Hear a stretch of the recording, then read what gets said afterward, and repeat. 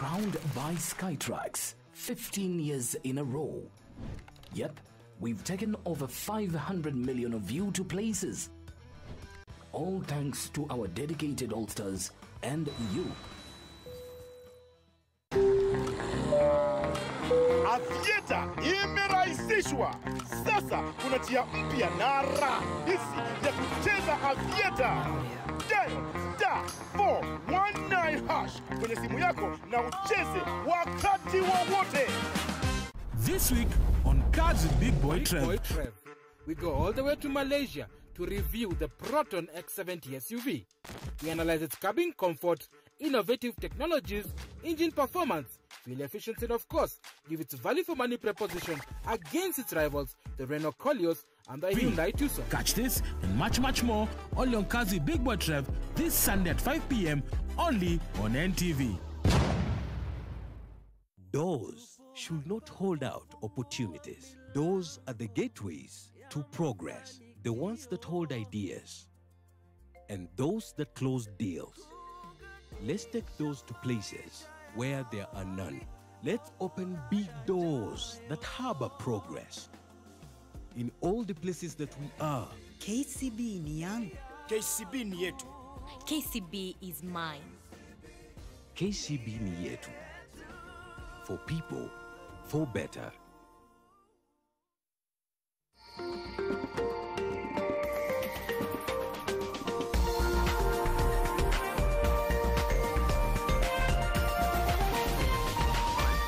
This is NTV.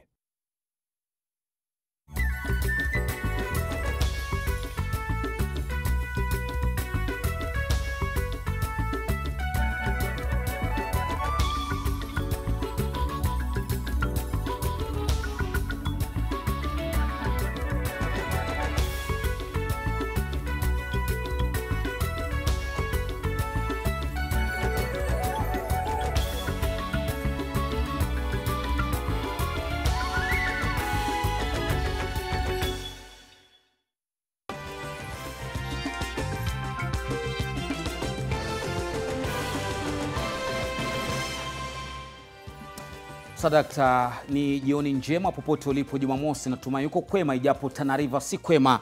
Huyu ni Gavana Dado Godana ambaye siku ya leo atatumia muda wake mwingi kujibu maswali. Yani kwa nini kufikia sasa ndani ya wiki mbili watu 20 wamefariki katika kaunti ya Tana River. Ni moja ya taarifa kuu ambazo leo tunazipatia uzito. Mbali na hayo kuna mengi ambayo tumekuandalia kitako mwanzo hadi mwisho. Kama kawaida tuanze na vipasho.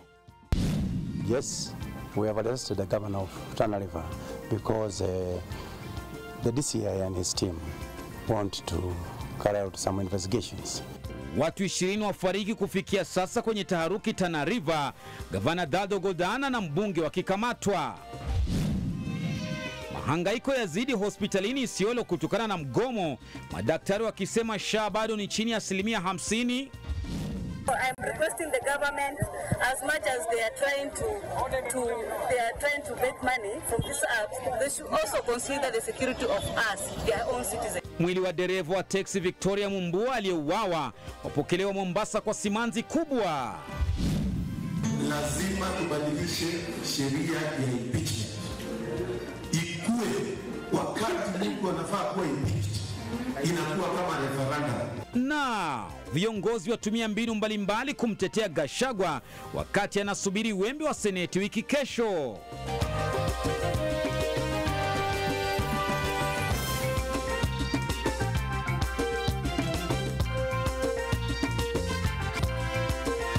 Hii ni NTV Weekendi na Lofty Matambo.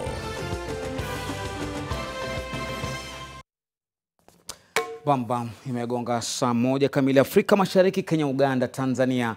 Karibu kwenye taarifa kamili. Kwenye chumba cha ishara ni David Agondoa, tufanye mtagusano kwenye mitandao ya kijamii. Wanasema kama wewe ni mvuvi wa pweza basi tukutane mwambani. Twende kazi. Gavana wa Tana River Dado Godana na mbunge wa Galole Said Hiribae wamekamatwa kutokana na mapigano ambayo yanaendelea katika eneo la Pwani ambayo yamesababisha kufikia sasa vifo vya takriban watu 20. Watu wengi wamejeruhiwa na mali kuharibiwa kufuatia wiki mbili za mapigano baina ya jamii kuhusu mzozo wa ardhi katika kaunti hiyo. Serikali sasa imetangaza maeneo 11 kuwa maeneo hatari, anavyoarifu mwanahabari wetu Rose Wangoi kwenye guu hili la tanzia. Mapigano kati ya jamii yalianza karibu wiki moja iliyopita katika eneo la Anole, kaunti ya Tana River, kabla ya kuenea katika vijiji vingine. Leo watu 4 zaidi wameuawa katika kijiji cha Meti, kaunti ndogo ya Tana Kaskazini, katika mapigano mapya ya kikabila na kufikisha jumla ya watu 20 waliouawa. Akithibitisha mauaji hayo, kamishna wa kaunti ya Tana River David Koskei alisema kundi la vijana kutoka jamii moja waliokuwa wamejihami kwa panga walimvamia mwanaume wa jamii nyingine na kusababisha kulipiza kisasi, ambapo vijana 4 waliuawa kwa kupigwa risasi. Haya yanajiri huku viongozi kutoka kaunti hiyo ikiwemo gavana Dado Godana na mbunge wa Galole Said Hiribe kukamatwa kutokana na ghasia hizo. Dado alikamatwa Jumamosi asubuhi baada ya kufika katika makao makuu ya upelelezi wa jinai DCI jijini Nairobi, huku mbunge wa Galole akikamatwa nyumbani kwa Nyali. Mbunge huyo alipelekwa katika kituo cha polisi cha Makupa. Kulingana na mkuu wa DCI Mohamed Ibrahim Amin, viongozi hao wawili walikamatwa baada ya kukosa kujibu agizo la awali la mahojiano kuhusu mapigano yanayoendelea Tana River. Mkuu wa polisi Douglas Kanja amedhibitisha kukamatwa kwa wawili hao, akisema uchunguzi kuhusu matukio yaliyosababisha mapigano hayo unaendelea na hatua zitachukuliwa kwa watakaopatikana na hatia. Yes, we have arrested the governor of Tana River because the DCI and his team want to carry out some investigations related to what is happening in Tana River. Katika kaunti ndogo ya Bangale, viongozi wa kidini na wakazi wanakusanyika kuwazika wahasiriwa wa hivi punde wa mapigano. Huku mvutano ukiongezeka, viongozi wa kidini wanaingililia kati wakitaka amani kati ya jamii za wafugaji. Jamii hizi mbili waliweza kuishi pamoja na Mungu amewaridhisha hiyo ardhi, na wameishi pamoja na watazidi kuishi pamoja milele. Hakuna mmoja ambaye atakayeenda mahali pengine. Kwa hivyo hakuna sababu hata kidogo ya watu kuchuzana mpaka kufika kiasi ambao watu wanaanza kuuana. Ni hasara kwetu tupoteze hata mtu mmoja. Ni hasara kwetu hata kupoteza kuku waje binadamu. Tunaomba serikali, wanasiasa waingilie hii maneno ambayo hatuwezi kubali, na katiba yetu imekataa, na katiba ya Mwenyezi Mungu imekataa. Mamia ya watu pia wamekimbia makazi yao kutafuta usalama. Inaaminika kuwa mzozo huo ulianza baada ya serikali ya kaunti ya Tana River kutoa ardhi ya kuwapa makazi waathiriwa wa mafuriko waliokuwa wakiishi kando ya kingo za Tana River. Hapo jana serikali ilitangaza maeneo kadhaa ya kaunti ya Tana River kuwa hazina usalama na hatari. Wakati huo baraza la magavana limejitokeza kulaani kukamatwa kwa gavana Dado, likitaja kama msukumo na kitendo cha uonevu na polisi. Mwenyekiti wa baraza hilo Ahmed Abdullahi, katika taarifa iliyotolewa Jumamosi, aliibua wasiwasi kuhusu uhalali wa ukamataji huo na jinsi ulivyoendeshwa. Rose Wangoi, NTV. Tunasema makiwa tukiomba suluhu ya haraka iweze kupatikana. Galole inamaanisha kayaangalieni. Kwa hivyo mambo yako katika eneo la Galole yanofaa kuangaliwa. Tukisonga mbele, mtazamaji, ni kwamba mfumo mpya wa bima ya afya nchini, yani SHA, umepokea madai zaidi ya 900 kufikia tarehe 10 mwezi huu tangu kuasisiwa kwake Oktoba mosi. Na ingawa mfumo huu wa bima umekumbwa na changamoto za kufanikisha malipo haswa kwa wagonjwa walio na magonjwa muda mrefu, tovuti ya SHA inaonyesha kwamba tayari vituo vya afya zaidi ya 200 vimepewa kandarasi ya kufanikisha bima hii ya matibabu ya kitaifa. Na kama mwanahabari wetu wa masuala ya afya na sayansi Bridget Ngana anavyoarifu, ni kwamba muungano wa hospitali za kibinafsi katika miji na mashamba unasema kwamba malipo ya SHA kwa vituo vya afya bado hayajaanza. Hospitali 288 kati ya vituo 12384 za afya zilizosajiliwa na Wizara ya Afya tayari zimepata kandarasi ya SHIF tangu Wizara ya Afya kuanza msimu mpya wa matibabu. Kulingana na tovuti ya SHA, kati ya tarehe 1 Oktoba hadi tarehe 10, hospitali hizi zimewasilisha madai 940 yenye dhamana ya shilingi milioni 12,396,132. Huku hospitali ya Kenyatta ikiongoza kwa madai 87 ya thamani ya shilingi milioni 2.3. madai ya wagonjwa kutibiwa na kwenda nyumbani ikifika shilingi milioni 5.2. Ila taarifa ya hospitali za kibinafsi kwenye miji na mashambani RUFA imesema kuna changamoto kubwa ya kutathmini jinsi hospitali zitakavyoorodheshwa kwenye SHIF na hata malipo yanavyotolewa kwenye vituo vya afya vilivyosajiliwa. Kufikia sasa, serikali imelipa madai 94 yenye thamani ya shilingi milioni 1.5.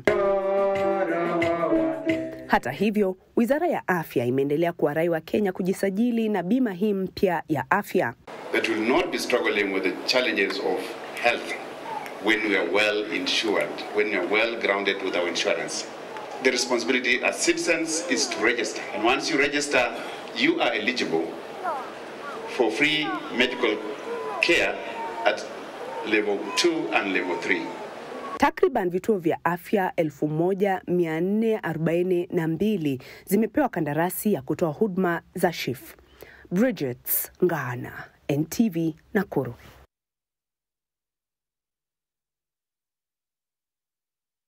Na asante Bridget. Mtazamaji, tuendelee na masuala ya ndwele ambapo familia moja katika kaunti ya Isiolo inakabiliwa na hali mbaya huku ikimtunza binti yao mwenye umri wa miaka 18 ambaye anategemea msaada wa oksijeni. Rebecca Akumu alihamishwa kutoka hospitali ya rufaa ya Isiolo hadi nyumbani kwake baada ya mgomo wa wafanyakazi wa matibabu kuacha katika kituo hicho na kukosa kutoa huduma muhimu kwa wagonjwa. Tazama taarifa hii. Rebecca Akumu anaonekana yumo taabani. Mgonjwa wa mapafu ambaye alikuwa kalazwa katika kitengo cha wagonjwa mahututi katika hospitali ya rufaa ya Isiolo. Ila mgomo wa madaktari katika kaunti hiyo umelemaza huduma za matibabu na kumwacha kujitegemea. Nilipelekwa hospitali ICU, nikakaa mwezi 1.5, nikapimwa nikapatikana niko na kinonda kwa roho, sipumui, nikiweka oksijeni. Akumu alirejeshwa nyumbani kwa kukosa huduma za matibabu.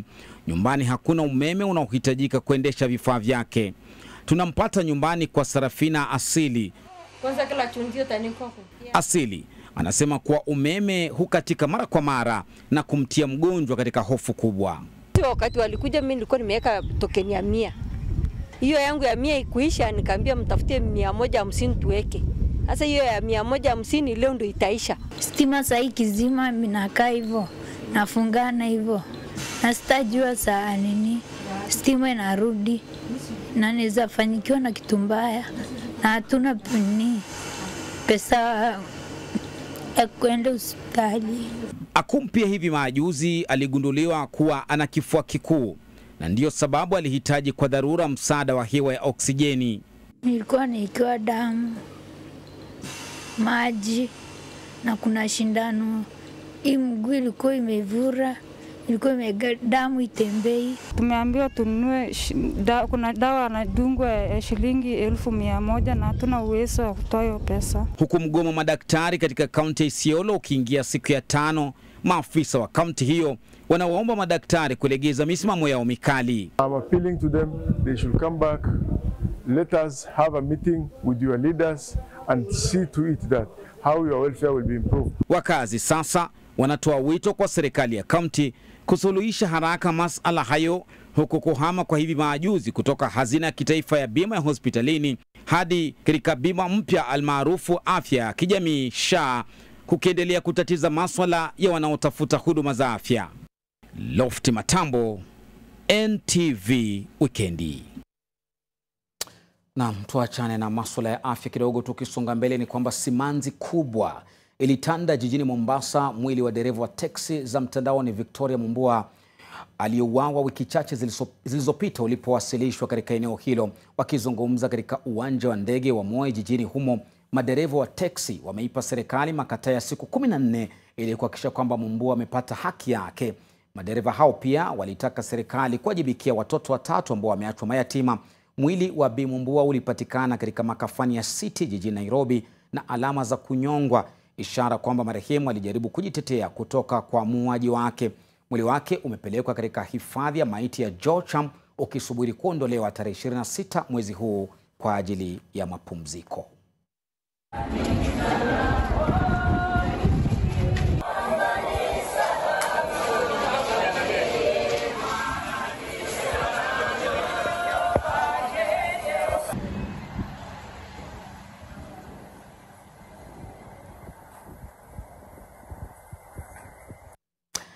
Na mtazamaji, kwa taarifa hiyo ya simanzi kuhusiana na kifo cha Mumbua, naomba nichukue pumziko fupi kidogo, lakini tunayo mengi ambayo tumekuandalia upande wa pili.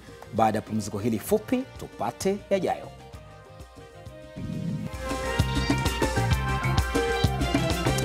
Mzee wa umri wa miaka 90 arejea nyumbani baada ya miongo mitano. Alikuwa wapi?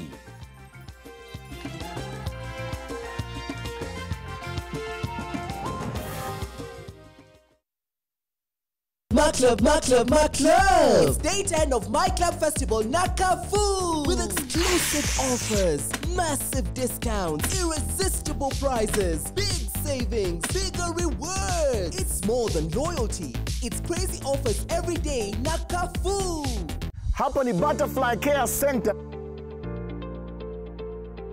Na watoto hawa wanahitaji proper improvement kwa dormitories, classroom, kitchen, vyoo, mahali pa kuogea na mahali pa kuchezea. Pamoja tuna nguvu, na ndio maana *570# option 4 kuna probox na 1 million Kenyan shillings. Inamaanisha kila stake ambao unacheza nayo ili kushinda probox au 1 million, part of it inatengwa ili kuimarisha maisha ya watoto wa Butterfly Care Center. Iko na ni mpya na inakufaa, na ni *570# option ya 4. Pamoja tuchezi tu, tunasaidia na tunashinda.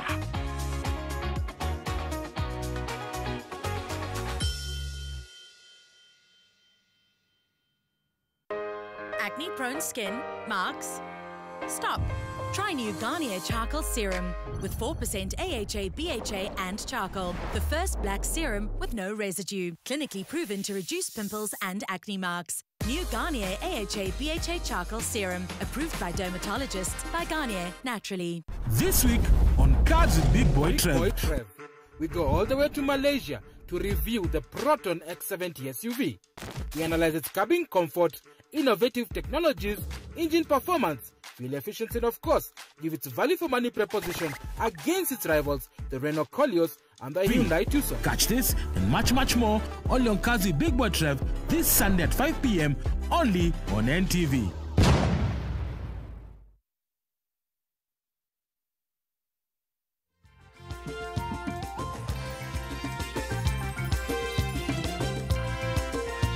Karibu tena mtazamaji, unaonaje tuangazie siasa kidogo, ambapo Rais William Ruto hatahudhuria ibada ya kanisa la Kianglikana katika chuo cha mafunzo ya ualimu cha Kigare huko Embu hapo kesho kama ilivyoratibiwa. Ruto hajatoa sababu yoyote ya kukataa kuhudhuria ibada hiyo inayofanyika Mlimani, na kama mwanahabari wetu wa masuala ya siasa David Mudhoka anavyotuarifu sasa, cheche baada ya cheche ni kwamba Ruto amekataa kwenda Kigari. Naibu wake Rigathi Gachagua ametangaza kwamba atahudhuria ibada katika chuo hicho. Tazama.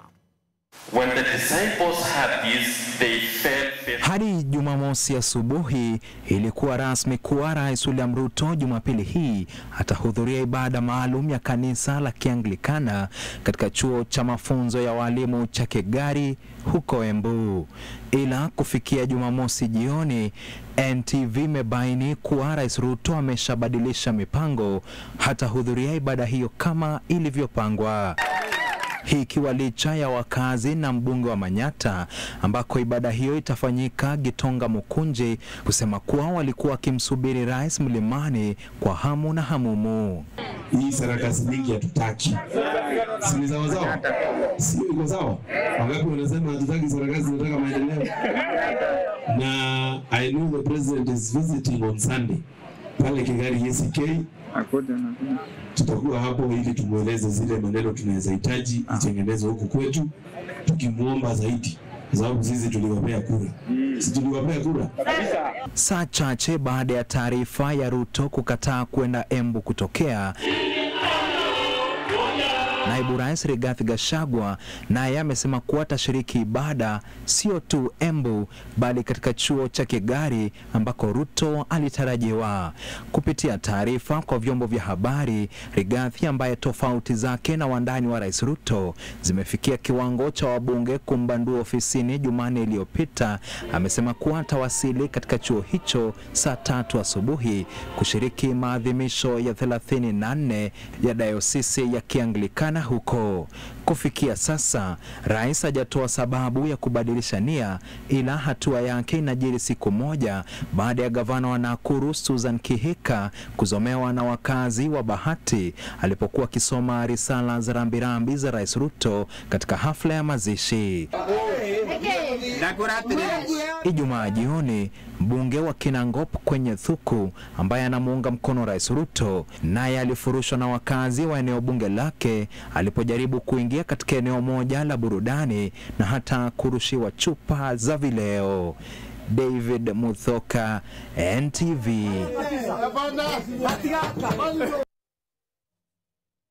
Asante Muthoka. Tukiendelea na taarifa zetu ni kwamba waziri mkuu wa Haiti Gary Conille leo hii amekutana na maafisa wa polisi 600 wa humu nchini wanaojiandaa kuelekea nchini Haiti mwanzoni mwa mwezi Novemba ili kupambana na magenge ya wahalifu.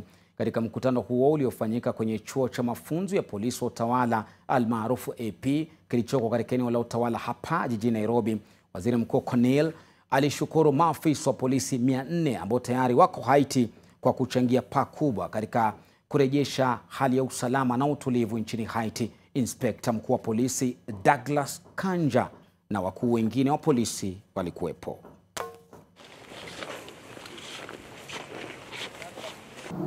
We have been with him since morning, conducting around the NPS so that he can be able to see where we have gotten the officers who are deployed in Haiti right now and who are doing quite a commendable job. We have additional officers right now here, all drawn from the National Police Service, from the formed up units of the National Police Service. They have been prepared. Actually, we have been carrying out the pre-deployment training in readiness to deploy them again to go and continue supporting their brothers and sisters who are already in Haiti. So obviously I'm here today to discuss not only how well the operation is going, what we've learned from the past 4 months, what will be required for us to eventually win this, because the ultimate goal is for the Kenyan and the forces that are there, and not just Kenyan forces are able to leave, but leave a Haiti that has the capacity to deal with its security issues. We were also going to be discussing the next deployment of 600 police that the president has already announced, the timeline for it, the expertise and profiles that would be needed, the complementary support that is actually required so that they can function effectively. And so these discussions, of course, will remain ongoing, but we wanted to come in person to have a good sense of where we're going to be in the next few weeks in this fight against lawlessness. Naam, mtazamaji, wakazi wa Kisumu na madereva wa malori kutoka kampuni kuu za usafirishaji wanaotumia barabara ya Nkrumah katika kaunti ya Kisumu wanalalamikia hali mbaya ya barabara hiyo muhimu. Barabara hiyo ambayo hutumiwa na wafanyabiashara kutoka kwa kampuni za Kenya Pipeline, Coca-Cola, chupa za Equator, bodi ya nafaka ya Kenya na makao makuu ya Afrika Mashariki imeharibika na kusababisha usumbufu na hasara kubwa kwa wanaoitumia barabara hiyo na magari yao. Madereva wanaotumia barabara hiyo walikosoa mamlaka ya kitaifa ya barabara kuu nchini Kenya kutokana na kuharibika na kusababisha kuzorota kwa biashara. Miaka 3 iliyopita, barabara hiyo ilitumiwa na magari mengine ili kumwezesha mwanakandarasi kupanua barabara ya Busia. Hii barabara tumeshaongea mambo nyingi sana na serikali hawatusikii. Kila wakati unakuta driver chases, shida ya chases, shida ya mguu, magari zinaharibika na serikali tuko nayo. Hata hivyo, tangu wakati huo, mkandarasi alishindwa kuitunza na kuiacha katika hali mbovu, na hili linawatia hofu watumizi. Inabidi tukiendesha gari polepole, hata kama jambazi yako karibu anataka kuvamia, hiyo itakuwa njia nyepesi sana jambazi akuvamia. Iko na mashimo baya sana, na hii mzigo tunabeba ni ya dhamana. Na tena ni mafuta. Wakazi wa eneo hilo wanadai kupoteza wapendwa wao kwa kushindwa kufika hospitali kwa muda unaofaa, huduma za bodaboda zikiathirika kutokana na vumbi. Unakuta uko na mtu ako na jamzito na yuko huko Usoma na nataka asipeleke hospitali. Unakuta barabara iko jam, juu barabara ni mbaya. Ya secondly, magari zikifuatana kwa hii barabara, unaweza dhani tunafanya harusi na hatuko kwa harusi. Barabara hiyo yenye kilomita 2.9 imepunguza utendakazi wao licha ya kampuni ya KPC kushirikiana na kampuni zingine kufanya mikutano kadhaa na serikali ya kaunti ya Kisumu. The main challenge of course is reduction of throughput. By throughput I mean most of the trucks will prefer to go and load in Eldoret or Nakuru because the roads are better there instead of loading here. So that's one big disadvantage, and so we are also disadvantaging the countries outside that are waiting for fuel from Kisumu, and that will increase the time that is required. Okay. Mjadala ni kuwa barabara hiyo inapakana na makampuni na mashirika makubwa mjini Kisumu, na ubovu wake una athari za kiuchumi na kijamii. Frida Okachi, NTV. Asante sana Frida Okachi kwa taarifa hiyo, na tukisonga mbele ni kwamba jamii ya Wachonyi imeombwa kushikana ili kuwa na sura ya kitaifa. Haya yalisemwa katika uzinduzi wa baraza la Wachonyi almaarufu Chonyi Council of Elders katika sherehe ya kukata na shoka ambayo ilipambwa na umati wa watu takriban 2,000 waliojumuika katika eneo la Mwembe Kati shuleni St. Martins, Kilifi Kusini, kaunti ya Kilifi. Viongozi mbalimbali kutoka maeneo ya pwani wakiongozwa na Gavana Gideon Mung'aro walihudhuria. Ni hafla ambayo ilitamaniwa na wengi, haswa kutoka jamii ya Wachonyi na wengine wasio wa jamii hiyo, baada ya kupigiwa upatu katika mitandao ya kijamii, wengi wakitarajia kugawanywa pesa, kwani kibwagizo kilichosambaa ni kwamba uchonyi ugali na siku ya kimataifa ya jamii hiyo kuonesha ukwasi wao ilikuwa imefika. Ila mvua kubwa iliwanyea waliohudhuria na kutatiza mengi ambayo yalikuwa yameratibiwa. Aliyekuwa waziri katika serikali ya Rais Mwai Kibaki, Chirau Ali Mwakwere, aliwarai wamejikenda kuungana ili kuwafikia maendeleo ambayo wanayastahiki, huku kiongozi aliyechaguliwa kama mwenyekiti Rafael Mwangala Mwagambo akitoa ahadi ya kupigania jamii hiyo ya Wachonyi katika ngazi za serikali kuu na ile ya kaunti. Na sera za wazi kwa Wachonyi wote na pia Mijikenda wengine wote wa kaunti na wa kitaifa, ili kuleta mwamuko mpya na maendeleo kwa jamii. Mila zetu ni moja kabisa, lugha zetu zimefanana. Kwa hivyo kabila hiyo yako, mila Mijikenda, na lazima tukuze Umijikenda. Tumekubaliana tuwe na kansoli zote 9 za Mijikenda kama alivyosema Mheshimiwa Makwere, tukae pamoja, tuwe kitu kimoja ili tushikane, tupange maisha ya watu wetu.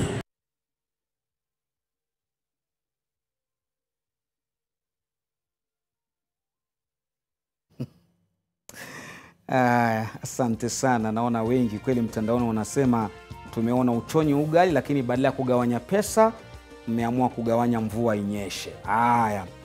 Nitakuwa narudi kusoma jumbe zako, endelea kusema nami. Jacob Kariuki unasema taarifa kuntu kabisa ndani ya NTV tuwazifurahia, sawia na user 005 unasema taarifa nzuri kabisa. Saidi Hashi na Ibrahim Abbas unasema natazama na furahia mnavyotiririka na taarifa. Pumziko fupi, usiende mbali, tukirudi tuna mengi ndani ya NTV Weekend. Salia ulipo.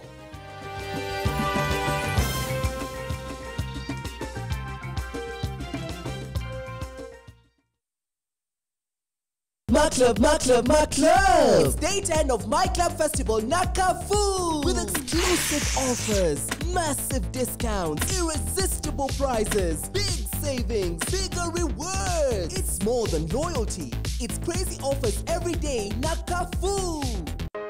Acne-prone skin, marks? Stop. Try new Garnier Charcoal Serum with 4% AHA, BHA and charcoal. The first black serum with no residue. Clinically proven to reduce pimples and acne marks. New Garnier AHA, BHA Charcoal Serum. Approved by dermatologists by Garnier Naturally. Try the new Dunked All-Star Box for only 8.90 Kenyan shillings. Hope you're ready for the new star of the show. KFC, it's finger-licking good while stocks last. You have all heard the word Betika, but do you know what Betika really means? To Betika is to climb to the top of the world. To Betika is to get promoted to the next level and to win again and again and again. To Betika is to test the limits of speed and to swing hard at every opportunity. To Betika is to do the impossible. It is possible with Betika. Welcome to Betika, the home of champions.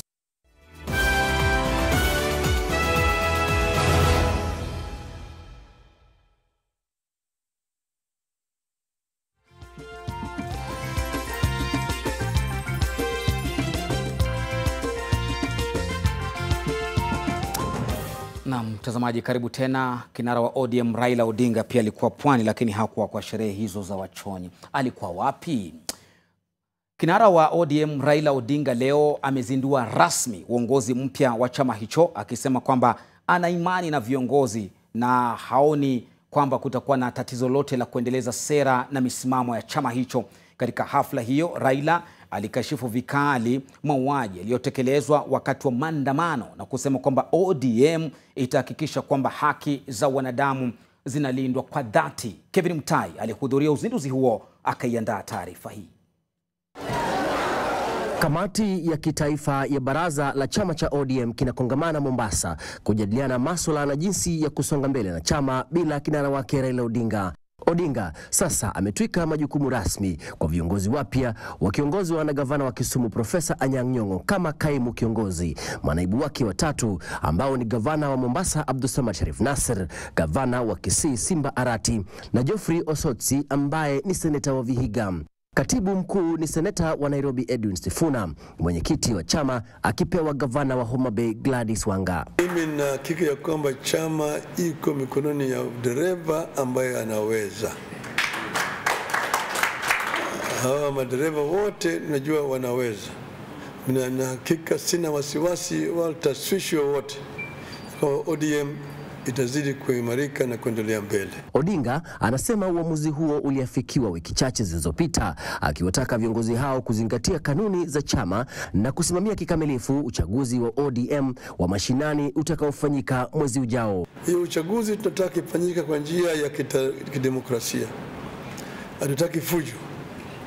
Nataka ODM itangulie na ionyeshe vyama vingine ya kwamba uchaguzi unaweza kufanyika kwa njia ya kirafiki. Vile Odinga anasema alitamaushwa na mauaji ya kikatili dhidi ya baadhi ya vijana walioshiriki katika maandamano, akidai kwamba baadhi yao walikuwa ni wafuasi wa ODM, akitaka hatua kali zichukuliwe dhidi ya maafisa wa polisi waliotekeleza unyama huo. We condemn in the strongest terms possible this use of force against very innocent people and the loss of life.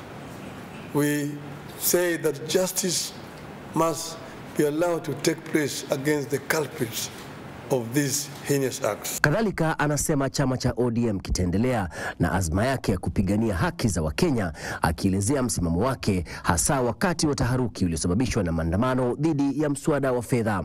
We face two tough options. Allow our country to continue with this descent into chaos and statelessness, or rise above populist considerations and provide leadership for the sake of Kenya's future. In so doing, we put the party at the service of the country. We responded to the worries and fears of Kenyans that our country could resolve even its most protracted problems and political differences without having to lose a nation. Odinga sasa anasema amejiondoa ili kushughulikia kampeni yake ya uwenyekiti wa AUC. Kevin Mutai, NTV, katika kaunti Mombasa. Asante sana Kevin. Sasa macho yote kwa uongozi mpya, kuna jipya ndani ya ODM. Tutakujuza kila kitu.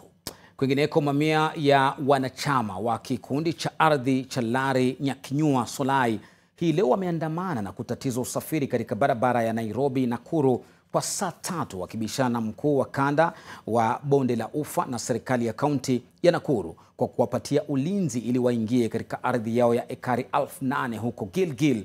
Wanachama hao, mtazamaji, wengi wao wakiwa ni wazee, wamelalamikia hatua zilizochukuliwa na serikali za kuwazuia kutumia ardhi yao kwa miaka 48 sasa, na kusema kwamba juhudi zao zimekuwa zikigonga mwamba kila wanapojaribu. Kadhalika wanadai kwamba mtu mmoja mkuu nchini amekuwa mbioni kuwazuia kutumia ardhi hiyo. Wazazi wenye wako hapa na vijana wako hapa wanataka jambo moja tu. Tumeogopa kwa serikali, tuko na title, tuko na kila kitu, tuko na stakabadhi zote, but we have not gotten our rightful thing.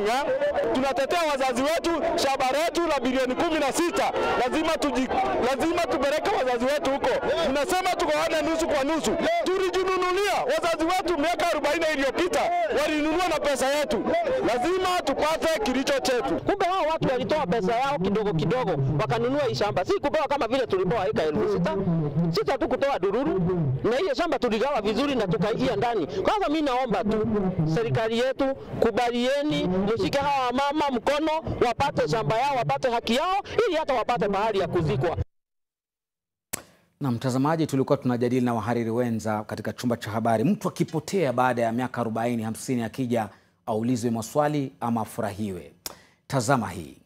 Mtazamaji, furaha ilitanda katika eneo bunge la Tinderet, hii ni kaunti ya Nandi, baada ya mzee wa umri wa miaka 90 kurejea nyumbani baada ya kupotea kwa miaka 50. Peter Kiplel Arap Ruto alirejea nyumbani na mkongojo peke yake bila mzigo wote. Hii leo dhiki ya familia hiyo ilikwisha, karaha ikageuka kwa raha baada ya mzee huyo kufika. Na viarifu mwanahabari wetu Margaret Kimathi.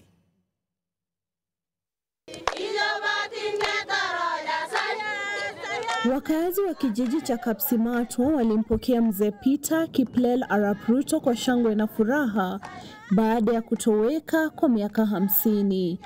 Peter aliondoka nyumbani baada ya kukasirishwa na hatua ya mzungu mkoloni anayesemekana kuchukua kondoo wake aliyovamia shamba lake la mahindi. Kutoka siku hiyo huyu imeenda siku mingi kweli. Si mara ya kwanza kutafutwa. Juzi sinasikia wandu kusetu ile na hizi kwa bei yetu imepatikana mahali fulani. Jamaa zake wanasema mzee Peter alikuwa mchungaji wa mifugo akiwa barubaru, na miaka 10 baada ya kutoweka waliarifiwa kuwa alionekana mara ya mwisho kwenye mipaka ya kaunti za Kericho na Uasin Gishu walikomtafuta bila mafanikio. Imeona yeye ni yeye kamili. Mimi kwa furaha. Watu yote iko hapa iko na furaha. Mzee Peter alipatikana nyumbani kwa Grace Biwott ambapo alikuwa akifanya kazi kwa zaidi ya miaka 30 katika eneo bunge la Keses, kaunti ya Uasin Gishu. Alikuwa anakaa huko akichunga nyani, akipewa akikosa chakula. Hasa vile alikuja kwa dada yangu akakaa huko karibu miaka kadhaa. Alikaa tu karibu miaka 10 na huko tena. Alafu tena akakuja kwa mama yangu akakaa kidogo. So tumekaa na yeye, amekuwa ni mzee mzuri, ana neno. Alikuja mama akampeleka kanisa, akaokoka vile mmeambiwa. Mzee Peter Kiplel alirejea nyumbani na mkongojo. Ana ushauri kwa Wakenya. Raya dunia nagimbisha leo kabisa. Kaeni mzuri. Abani iko ngine kumbukumbu kando kando. Nataka watu ya kuketi chini kwa ndani ya nyumba. Wanakijiji walifurika furifuri nyumbani kwa mzee huyo ili kuweza kumuona na kumkaribisha mgeni. Margaret Kimathi, NTV. Raha iliyoje jameni, akipotea akirudi tumkaribishe. Maswali atajibu baadaye, labda yeye na mkewe chumbani. Kwingineko, zaidi ya wakazi 10,000 wa eneo la Gatundu katika kaunti ya Tharaka Nithi watafaidika kwa huduma za maktaba ya kisasa baada ya kukamilika kwa ujenzi huo ambao ulifanywa kwa ufadhili wa serikali ya Marekani na ile ya kaunti hiyo ya Tharaka Nithi, sasa ikitoa fursa murwa kabisa kwa wakazi kujifunza mbinu mbalimbali za kisasa za biashara na kwa watoto kukuza ari yao ya vitabu. Maktaba hii, mtazamaji, itatumika kwa ukaribu zaidi kwa wanafunzi wa shule, wakazi wa jamii na vile vile wafanya biashara, kwani zipo pia huduma za mawasiliano na teknolojia, ukipenda ICT. Ni maktaba ya kipekee ambayo inatoa fursa kwa wakubwa na wadogo kujifunza yanayojiri kote duniani na kuongeza maarifa. Maktaba hii imejengwa kwa ufadhili wa serikali ya Marekani, huku serikali ya kaunti ya Tharaka Nithi ikitoa ardhi ilikojengwa. Ndani ya maktaba hii yapo maeneo tofauti muhimu kwa watu wote. Ipo sehemu ya watoto ambapo wanasoma vitabu au kutumia vipakatalishi ambavyo vimewekwa masomo maalum. When we went to visit the digital library, we saw that you can even get the type of crops to plant in this season. You can also understand the rainfall we will get this season. Kwa sasa, maktaba hii ya jamii inawakaribisha wafadhili wa vitabu vya kisasa na historia, huku wazee wa jamii ya Tharaka pia wakipata nafasi ya kuweka historia ya jamii hiyo katika vitabu na kuviwezesha vizazi vijavyo kupata mafunzo ya walikotoka. Aidha, vitabu vya waandishi kutoka eneo la Meru vimepewa fursa katika maktaba hii. The library and the IT center is actually a resource center that is furnished with over 10,000 books. Gavana wa Tharaka Nithi Muthomi Njuki, ambaye alikuwa miongoni mwa wageni wa heshima waliofungua maktaba hiyo, akisema serikali ya kaunti itawekeza pakubwa kuhakikisha milango yake haitafungwa na kutoa fursa ya wengi kupata mafunzo. I remember when I was a child, and I remember my mother coming into my room late at night and saying, "David, time to go to sleep. You need to go to sleep." And I say, "Okay, Mom, I'm going to sleep." And I pull the covers over my head and I have a little torch and I bring up my book and I'd keep reading. And I read sometimes my textbooks, but sometimes I'd read about countries far away, people living in different worlds from me. We have jointly established an altar with which 63 primary schools in Tharaka North Sub-County alone will explore the world and enhance literature skills in our communities. We have given our children the space to utilize reading as a remedy that supplements daily lessons. Wanawake wanapata fursa maalum ya kupata mafunzo ya kipekee, haswa dhidi ya vita vya kijinsia, mafunzo ya kibiashara, ukuzaji na uendelevu wa vyama vyao vya ushirika. Kwa sasa, ipo biashara ya ushonaji ambayo inatoa fursa kwa wanawake hao kuuza bidhaa zao sio tu kwa wakazi wa eneo hilo, pia kwa wengine kutoka duniani kupitia interneti. Sadakta, nasema asante sana jameni. Wanajulikana kama Frida Okachi kwa taarifa hiyo murwa kabisa. Wanasema hiyo ndo taarifa ambayo tunapenda kutazama, kuwatia moyo vijana wazidi kusoma. Jumbe zako zinaendelea kumiminika. Na muona Maverick Aoko Tieno, the blogger, anasema nafurahia sana nikitazama ukisoma taarifa zako. Umesema huyo mzee aliyepotea atakutana na mkewe chumbani, aeleze alikuwa wapi. Miaka 50 si kidogo.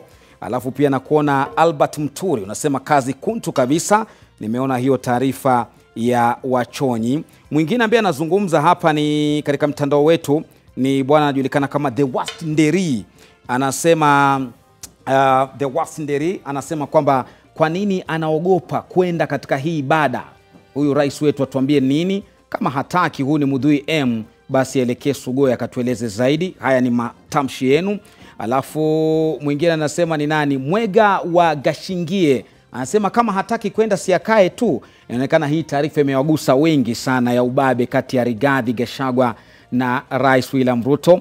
Alafu Mzuri wa Moses anasema Wachonyi mmepoteza imani yenu, mtaruhusu vipi mvua kuharibu shughuli yenu, mngefanya mambo gani? Haya, alafu user 001 nilikuwa nishasoma ujumbe wako. Narudi kuzisoma nyingi zaidi, kwa hivyo endelea kusema nasi kwenye mitandao @loftymatambo @NTV ukitumia alama ya reli ya NTV Weekend. Narudi na mengi zaidi ikiwemo taarifa za sport. Usiende mbali.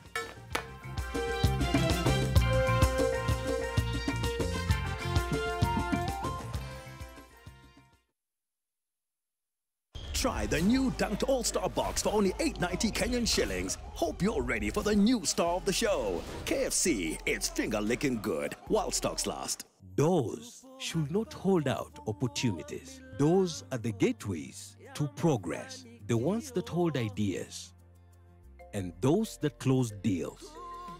Let's take those to places where there are none. Let's open big doors that harbor progress. In all the places that we are. KCB ni yangu. KCB ni yetu. KCB is mine. KCB ni yetu. For people, for better. Enjoy all-in-one payment solutions for your business with Network. Accept multiple payment methods and process all your business transactions on one device. Whether it's M-Pesa, Airtel Money, Visa, MasterCard, Apple Pay, or Google Pay. Network does it all. It's faster, it's better, it's smarter. Get it for your business today by calling 0730-847-847. Karibuni. Hii ndio best ya the best local entertainment. Sitakubali ukalie kiti cha umiliki katika kampuni ya mume wangu. Tell me where my money is and I'll make this quick and painless. You don't know what they do to girls like you. I think it's a very unfair. Nakujua vizuri sana. Najua mdosi wangu vizuri sana. Hauwezi akakuandika kazi. We asked the children, how many of you brushed this morning? And this little boy, his hand didn't go up. And I said, well, why didn't you brush this morning? He said, my brother was using the toothbrush. If I'd waited for him, I would have been late for school. I'm sorry, I get a bit emotional when it comes to that. To be able to change a child's life, to be able to bring back that confidence about their smile, for me, is phenomenal.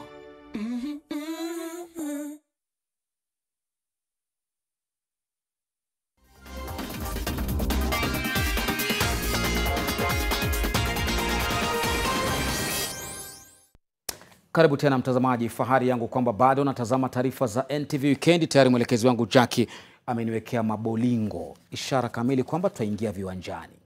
Mgombea urais wa shirikisho la kandanda humu nchini FKF, Hussein Mohamed, amemchagua aliyekuwa kiungo wa Harambee Stars wa Inter Milan ya Italia, McDonald Mariga, kuwa naibu wake katika uchaguzi mkuu ujao wa Disemba tarehe 7. Mwanaspoti wetu Yoshua Makori amerejea kwa kishindo kuiandaa taarifa hii. Baada ya afisa mkuu mtendaji wa Extreme Sports kuweka bayana nia yake kuwania urais wa shirikisho la mpira miguu humu nchini FKF, Hussein Mohamed amepiga hatua zaidi na kumtaja naibu wake.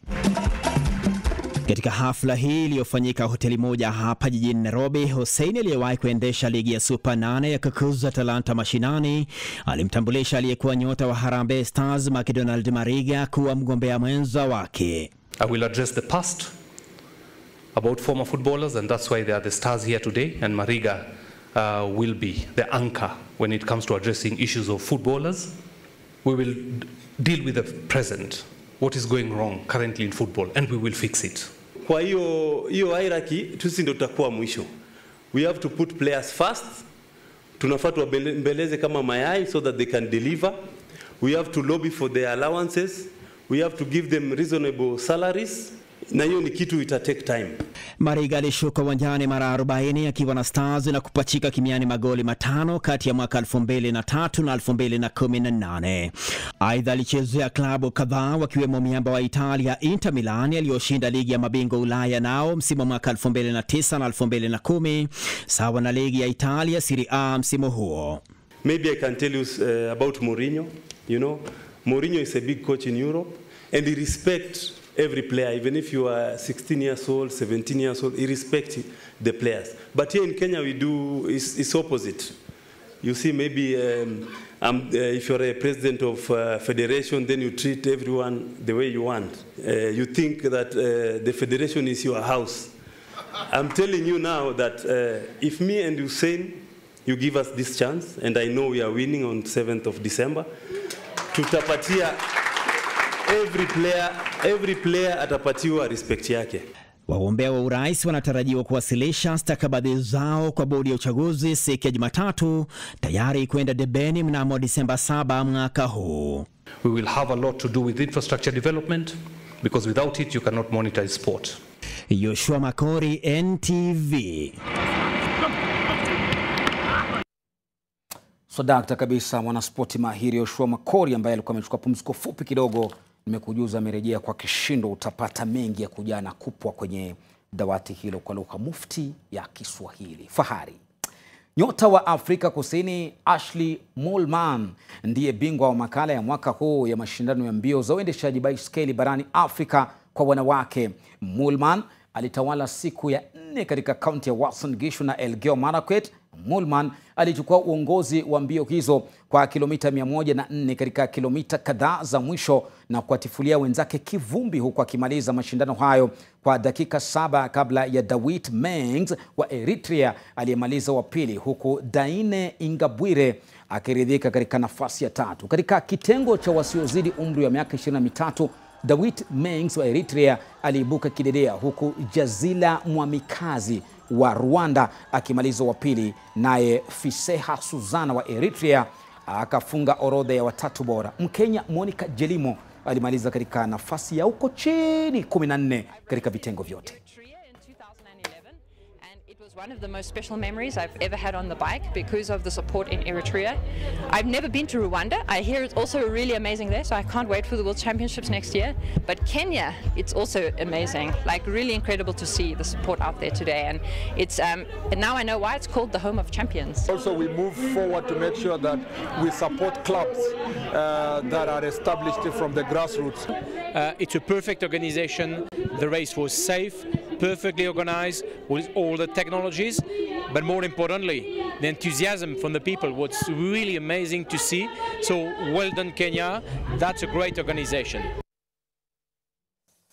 Tukisonga mbele ni kwamba jopo la kubadilisha AFC Leopards kutoka kuwa klabu ya jamii hadi kuwa kampuni limetangaza kwamba litafanikiwa kufanya hivyo ndani ya kipindi cha miaka 2 ama 3, kwa mujibu wa mwenyekiti Vincent Shimoli. Jopo hilo lilipatana na mwenyekiti wa makatibu wakuu wa matawi 60 ya jiji la Nairobi, ambapo limewaelimisha kuhusu mipango yao na jinsi klabu hiyo itanufaika ikiwa itageuzwa kuwa kampuni. Jopo hilo limekuwa Tanzania, ambako lilipatana na maafisa wa mabingwa wa ligi kuu ya Tanzania bara Yanga na maafisa wa Azam FC, ambapo lilielimishwa vile vile kuhusu mbinu za kisasa za kuendesha timu na mchezo mtamu wa kandanda. We want to come up with a mechanism on how we can recruit as many members as we can.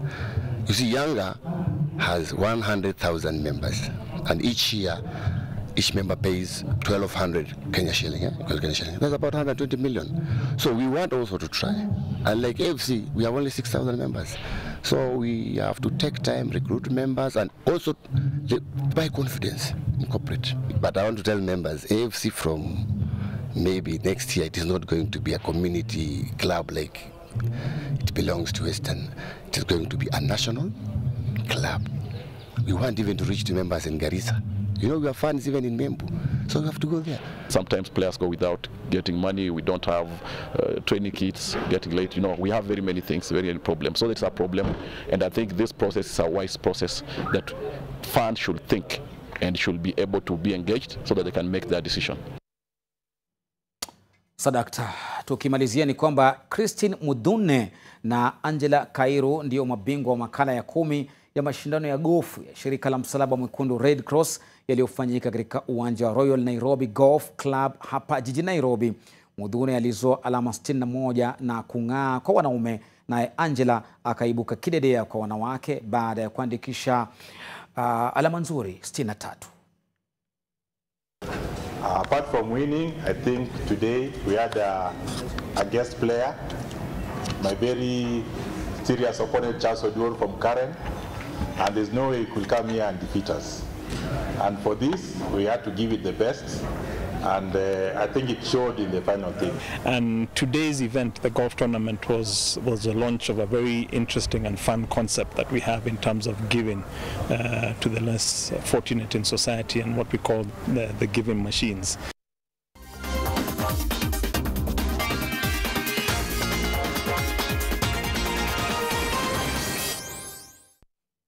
Na mtazamaji, kufikia hapo hatuna la ziada. Mchezo wa gofu ni mchezo wa matajiri. Kama hujui ni uluze, nitakujuza mengi, lakini asanteni sana kwa waliofanikisha taarifa hizi na waliofuatilia. Bila nyinyi sisi hatupo. Jesse anasema furaha ilioje kwa uso wa jamaa zake Ruto. Alafu King B anasema ilibidi tu Arap Ruto aweze kurudi nyumbani kule Nandi. Hiyo taarifa mmeifanya kwa uzuri zaidi. Mr. Salim anasema yani mzee hawezi achilia kiti. Sijui ni mzee gani huyu, lakini ujumbe wako pia tunaupokea. Namuona Daniel anasema kwa hivyo Kingi ni lazima aondolewe. Ameleta siasa kidogo katika kaunti zingine, tuachie hapo. Tuligawanya pesa nyingi sana hii siku ya leo katika kaunti ya Kilifi. Jameni wa Mijikendo wamechangamka, wanasema nataka kuiteka anga hii. Asanteni sana Jackie Alosi kwa kuweza kuongoza taarifa hizi, na mhariri Paul Nabiswa. Imekuwa fahari yangu. Mimi naitwa Loft Matambo, na kuombea jameni ukilala ulale unaona siku zote. Nasema alamsiki, enda na uchao, usiende na uchao. Flora Teno katika chumba cha ishara jameni, na kuacha tujifunze Kiswahili na neno la siku. Kwa heri. Katika neno la siku tunaangazia kaumu. Kaumu ni mkusanyiko wa watu wenye lengo maalum. Mfano katika sentensi: kaumu ya maseneta yapania kwanza rasmi kikao cha kumjadili naibu rais wiki ijayo.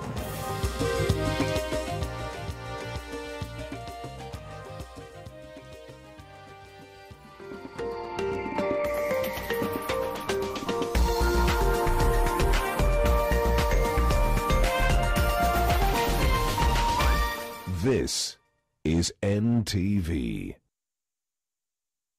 Karibuni. Hii ndio base ya the best local entertainment. Tell me where my money is. You don't know what they do to girls like you. Nakwambia mama Chantel amegeuka kwa mtoto siku hizi. Anabadilisha nguo kama mara 3 kwa siku. Colgate Herbal is formulated from a unique blend of natural herbs and is scientifically proven to strengthen teeth and keep gums healthy. Try Colgate Herbal, scientifically proven for strong teeth and healthy gums. Colgate Charcoal, the charcoal toothpaste you can trust. My name is Foina. I'm a beauty mogul. My name is Vespa. Jakuja kufurahisha mtu. I'm a very amber brand. Yani pesa kitu mzuri jamani. They don't uka. Hakuna kubembeleza watu, ni hali ya pilipili na ndimu kuanzia sasa mpaka mwisho. You're such an instigator. Wenda. Oh my God.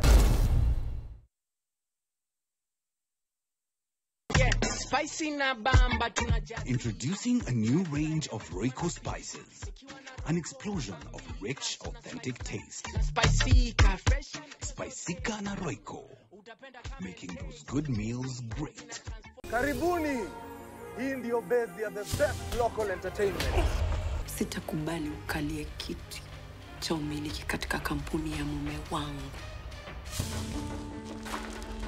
Tell me where my money is, and I'll make this quick and painless. You don't know what they do to girls like you. I think it's a very unfair. Nakujua vizuri sana. Najua mdosi wangu vizuri sana. Hauwezi akakuandika kazi.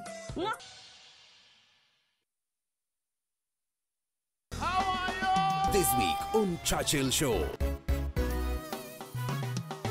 You know, we are living in a country where kusema ukweli ni ngori. Caro is here with us. Where's Caro? Tuache tu kudanganyana, tuache kubeba na utoto. Hapa hakuna mtoto. Wale ambao unasema si kupita my friend inauma. Vijana we. Nilikuwa nataka kurudi home at the same time. Nikakumbuka next generation youth wenye wanani watch, nikakumbuka fans nyumbani. Huyo Stamara anaweza kukua na story. Uko na mtu. Niko na watu. Bana. Vergat le hatrol khada. And now, ladies and gentlemen, put your hands together for... Accessing financial planning information is essential for making informed decisions that secure your future. The Pensions Conference and Expo 2024 is your gateway to that future. Join us on the 17th and 18th October 2024 at the KICC Courtyard for 2 impactful days of learning, networking, and meaningful conversations about social security in Kenya. This is your chance to showcase your pension solutions, gain invaluable insights from industry experts, and explore the innovations that are shaping the future of social security in our country. To exhibit, call 0715 70 2508. Entry is free for the general public. Pensions Conference and Expo 2024, making social security a reality for all. As he healed that lady, that woman of 12 years of bleeding, he's here today. The same supernatural healing that took place at this time, today, it is taking place in Jesus' name. Bible says it's the same yesterday.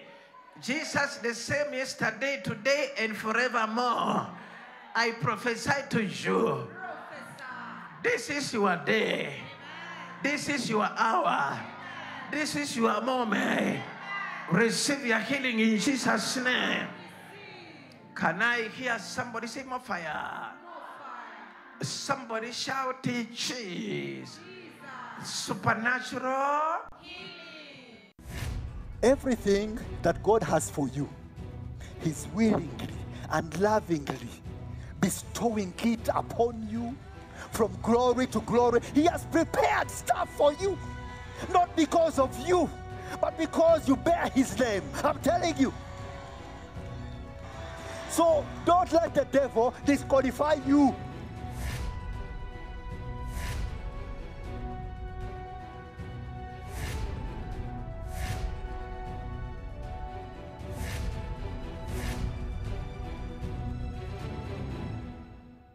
Where did you come from? Hamlet. So this is where the magic happens. This is for you kids. Taste the magic with our festive cakes from DPL Festive Bakery. Delight with every bite.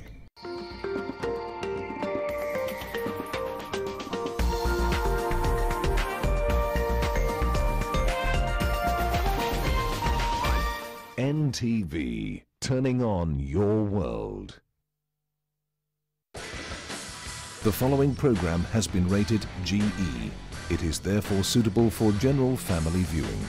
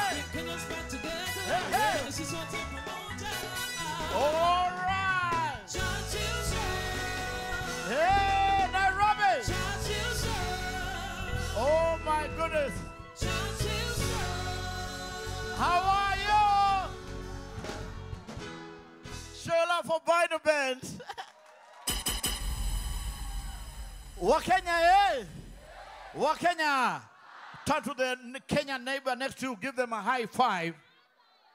Patio mwingine another high five. Now you can use another high five.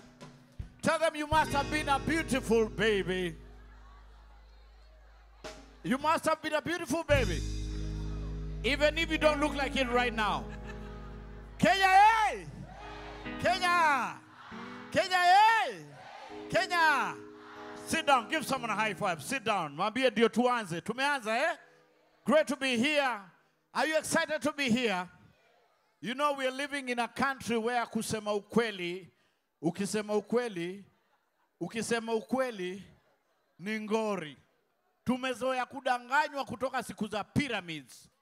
Multi-level marketing. Mimi pia nilikuwa nauza hizo vitu. Niliuza mpaka nikabaki nazo kwa nyumba. Tukajoin zingine zinaitwa guard. Tukadanganywa. Ni wangapi walijaribu ile mandege zinaitwaje zile? Quill. Zinaitwa quill, si ndio? Because we love lies. Ama tunapenda kudanganywa tu. And that's why the other day, Bomas of Kenya, maukweli ndio mingi sana eh? Kuna mtu anataka kusema kitu. Kuna mtu, did you see this lady who said this? Did you see Carol? Was it Carol? Ingekuwa si impeachment, amungeita watu huku. Atungeitwa leo. Na jule mko na shida, mumekumbuka wananchi wa chini. Hata mnatupea masaa ya kuongea na tuko na shida zetu pia. Hey.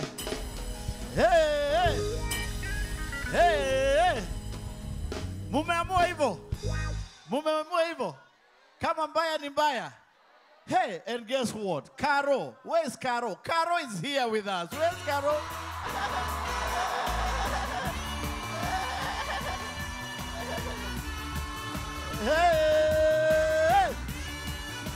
Hey, hii naenda mbio hii. Hey.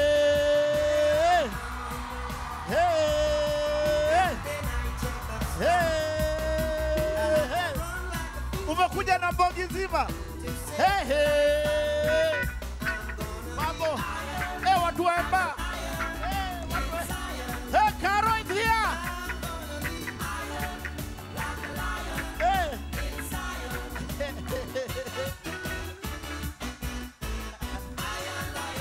All right. Aya, Caro ndio huyu hapa sasa. Caro ndio huyu hapa. What do you want to tell to Caro? Noma sana. More fire. Caro ulikuwa unasemaje? Wacha waende.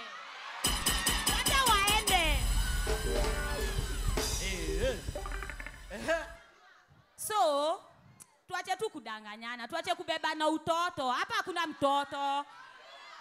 Ingekuwa wenyewe tuko primo ama wenye wananyonya, watudanganye, lakini si wote ni watu wazima. Caro. Caro, ni nini ilikuingia ukajipata umesema hizo vitu zote? Unaona ule mzae mwenye alilia? Ule mzae alimwaga machozi nikaimagine guka yangu. Nakwambia tulikuanga kwao na ama beshte zangu tukiwatch news. Hii ni bogi yako hii. Emba pesa. Emba kasi damu.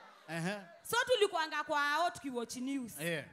Kidogo ubeshte yangu aliniitanga time ya siasa. Caro Chepto. Si ati ni jina yangu. Ni venye nilikuanga napenda mabuda nikidhani watachange nini? Hii shughuli yenye saa hii iko. Mjamaa amesimama hapa mbele yako Churchill. Ni Mombua.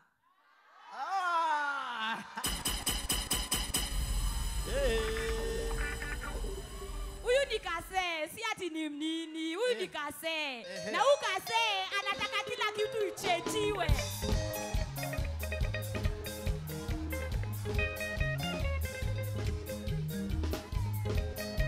All right. So nini nakujamisha sai? Nini najamisha vijana? Tuache tu kudanganyana. Kila kitu hakuna. Hata sasa ukitembea ni shida. Kupumua ni shida. Yaani hata mashida. Sasa hiyo siku hata tukua tumekula. Ile ngori yenye tulikuwa tumejaa. Hiyo tu kitu tulionanga kwa TV. Tukasema kesho hata tukose fare. Huko Muguu. Mjamaa ndo alitulipianga hiyo fare. Wazi. Huyu ndo alitulipianga fare. Huyo hoja sponsor. Huyo ni chali yako. Huyu ni youth for youth. Tumuita mzee ali mtaa. Yeye ndo alinilipia, alitulipianga fare, alitukolingi. Karo mko ready tuende, tukamwambia huko. Sponsor wewe ndio uliwapeleka. Kwa majina naitwa Mzee Ali, kama unajua ni chude genje. Ngumi Mbwegze. Tunasema youth for youth, daily na siku zote. Tuache kubeba ujinga na heshimiwa na waache kututumia sisi watoto saa hii. Wewe kuja kutupigia kipindi yako, hiyo story yako ya Jaba. Meza Jaba kuja tupe story yenye iko na akili. Kama wezi tusaidia kama wananchi, kaa na shughuli zako. Tumewasikia. Sasa Karo, niambie kitu moja kabla uishie. Niambie kitu moja poa na hii Kenya. Kitu moja poa na hii Kenya. Wote waende. Big up Karo. Chepto, pigeni Karo makofi. Let's go. Shut up for Bogia. Pigia Bogia. All right. I want you to put your hands together and have me welcome on stage the learned, the most amazing, the most intellectual, Mr. Waweru Mbuthia. Thank you, DJ. Hi, guys. My name is Waweru Mbuthia, and I come all the way from Kitengela. Anyone from Kitengela? Yeah, one person at the back. Yeah, you are the one to give me a lift back home. The gods have chosen you. There is too much dust in Kitengela. They say, dust you came from, and dust shall you. I don't know if you know these guys, but the next president is going to come from Kitengela. Ask me why. Kivumbi 2027.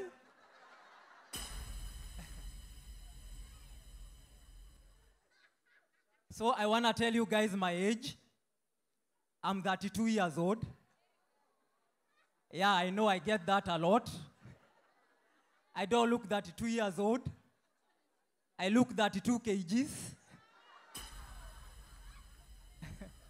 But I'm actually 32 years old. My mom told me by 32 years old, I'll have successfully achieved marriage with 3 children. Now I'm 32 years old, and the only thing that I've successfully achieved is the age.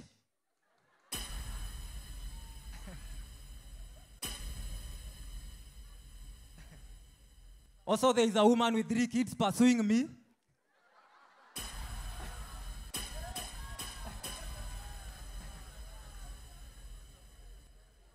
I knew I was getting old in my parents' house when my own parents started calling me Mr. Waweru Mbuthia. Utahama lini? Like my mom would wake me up 4 a.m. in the morning, like Mr. Waweru Mbuthia, umeosha vyombo. And I'm like, yeah, mom, I washed yesterday night. In fact, I video called you in bed to confirm. It has not been easy. People look for money to start a business. Me, I'm looking for some money to start a family. And don't worry about the house. We will lose my mom's house. 4 a.m. in the morning. Mr. Waweru Mbuthia, umeosha vyombo. Like mom, I'm now married. Ask Mrs. Waweru Mbuthia. I have a younger brother, and he's married, and I'm not. And I'm not saying my parents love my younger sibling more than they love me, but it's up to you to judge by the following story. My younger brother went out with his friends, and he never came back that night. And my parents were all over the phone calling him, asking him where he was. So I said, let me also experiment.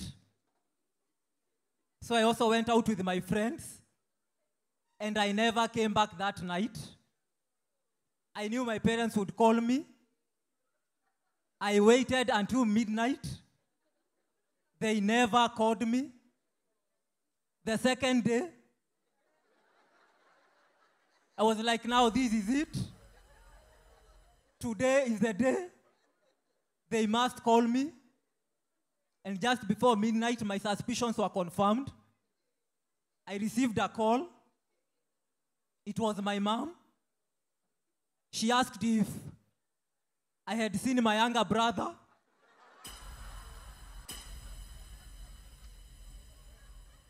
They never asked about me. The third day, I was like, now, let me just call them. They might be sick, worried about where I am. So I called them. They never picked. 4 years now. Still moving strong. People ask me who I am. Mr. Waweru Mbudia. Yeah. So study shows that people cheat a lot. Sometimes I'm tempted to go through my wife's phone. Then I remember I'm not married. So I go through my little brother's wife's phone. And she's cheating. Can you believe it, guys? She's cheating with me.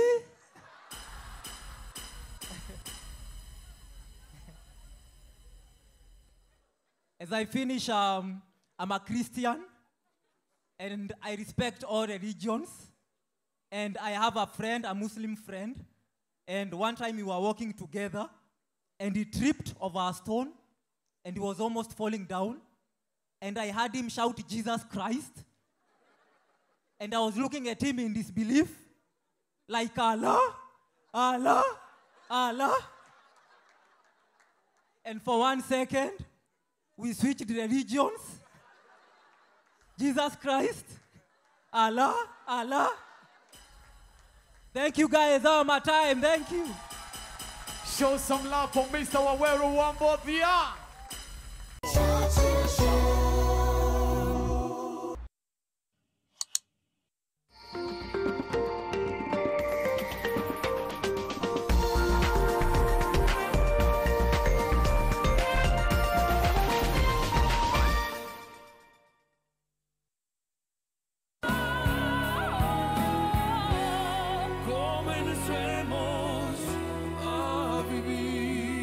Babies play around and then, oops, Morphix in a absorb like whoop.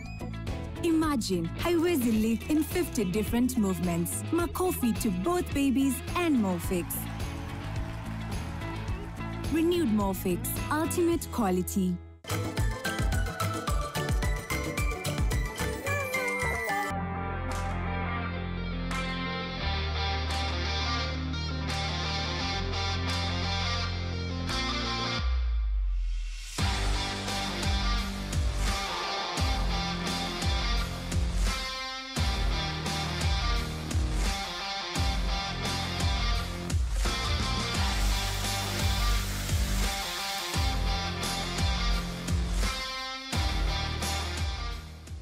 My Club, My Club, My Club! It's day 10 of My Club Festival Nakafu! With exclusive offers, massive discounts, irresistible prizes, big savings, bigger rewards! It's more than loyalty. It's crazy offers every day. Nakafu!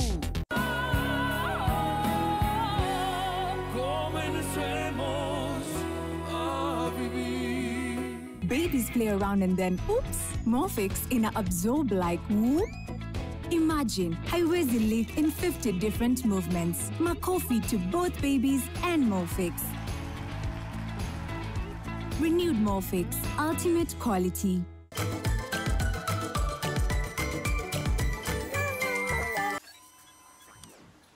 Good morning, Peter. We believe in ideas that can change the world.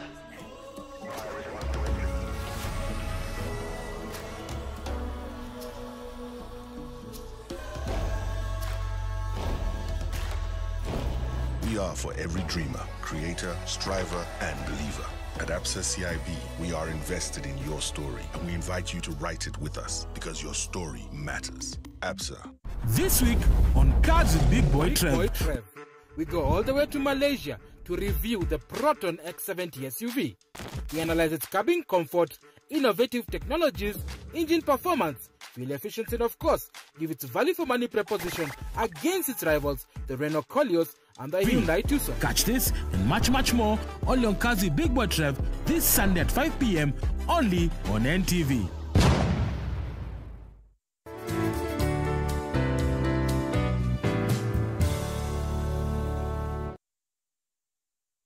The 2024 Rates Association of Kenya Conference is here from October 30th to November 1st in Naivasha. Register today and be part of this influential gathering. Visit rak.co.ke.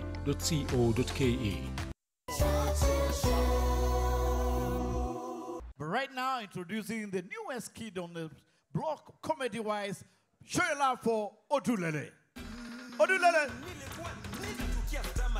Odulele! Lakini kama Mungu alikuwa na mipango. Maneno sitoke. Itoke. Asante sana hii. Habari zenu? Muko poa? Now before nianze ya mastamara. Na it is not a bad thing juu bila sisi hamungekuwa na break dance. But this stammering imeniweka kwa shida mingi sana. Oh, in case ni stammer na munajua kitu yenye I want to say, muni malizie ndiyo tusi waste time, sawa? Nimepewa 10 minutes, 2 minutes ni za jokes, 8 ni za kustama. Stammering imenisumbua sana kwa matatu. Mimi nilikuwa nikipitishwa sana. Before niseme shu. Kisha nilikuwa nimeshapita niko Rongai. But nilikuja na mbinu so huwa ninaanza mapema. Kama ninakuja Carnival, ninaanzia Nyayo, shukisha. Ndiyo nikifika hapa, ninasema shukisha. I tried that kitambo. Dere alikuwa nafikiria kuna mtu amefungua window, ni upepo ndiyo inaingia. Niko tu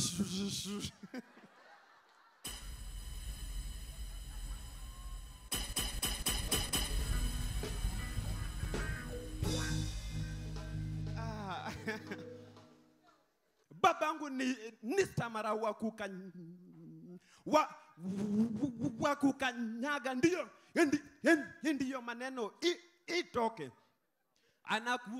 Anakuanga mse wa uba. Sasa anaendesha gari, shida ni ukimuengage useme but then na yu uchumi ni mbaya, ako uchumi ni mbaya, na muko kwa mteremko, akikanyaga, anakanyaga accelerator. Huyo stamara anaweza kukua na story.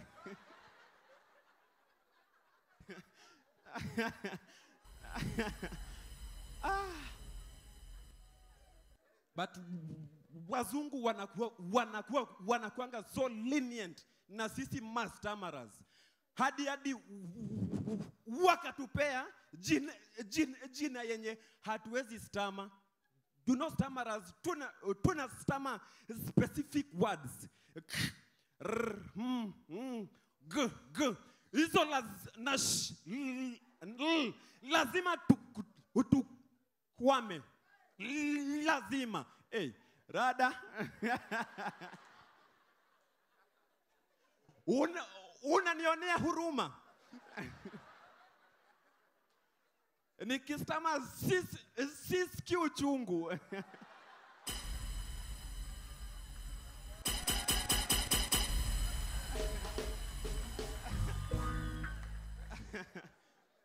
Nilikuwa wapi?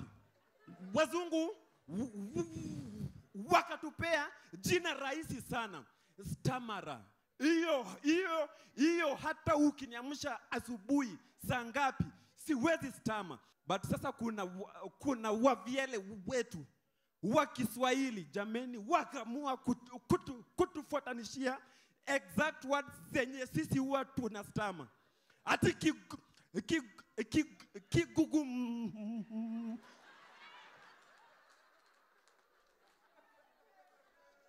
si wangetoa tu hizo, wangetoa hata guu moja.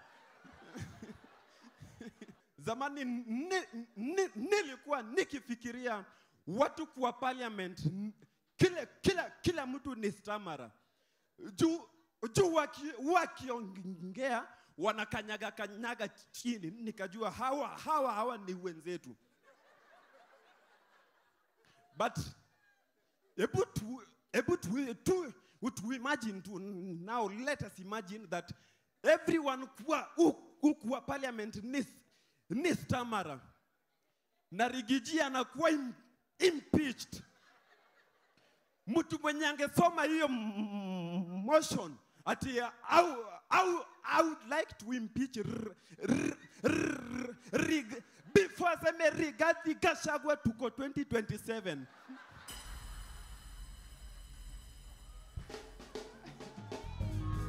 Asanteni sana.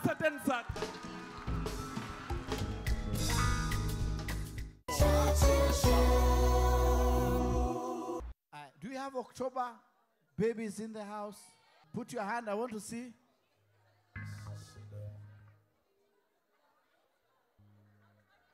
How many are you?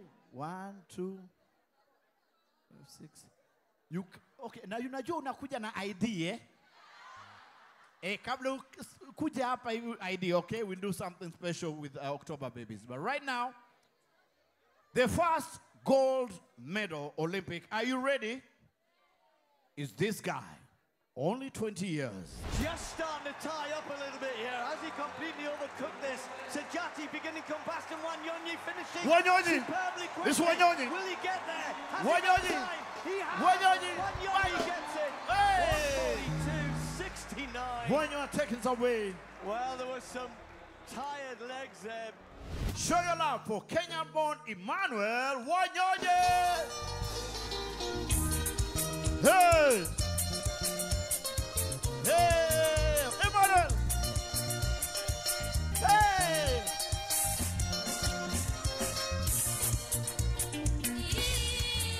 Hey! Hey, hey! Hey! Hey! Hey, hey! Hey, Wanyonyi! Emmanuel!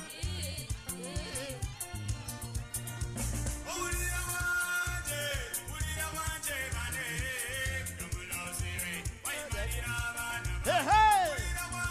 Ladies and gentlemen, Emmanuel Wanyonyi.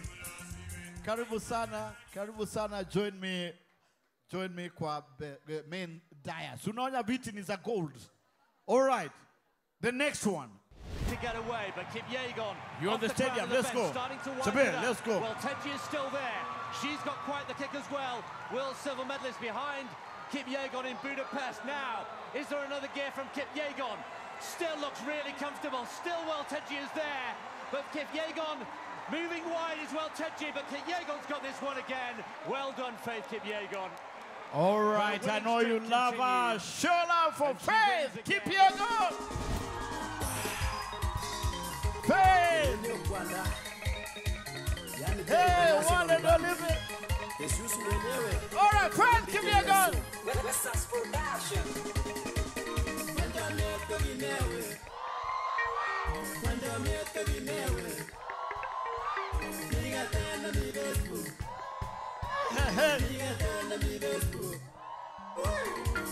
Fans, keep your goal. What do you say? Karibu sana. All right. We are not yet done. Another goal for Kenya. Over 5,000 meters. A very fast last 600 meters or so. Chebet is the champion. Let's be uprising as I bring on stage gold medalist from Libya, Beatrice Chebet. Hey, beautiful Beatrice Chebet.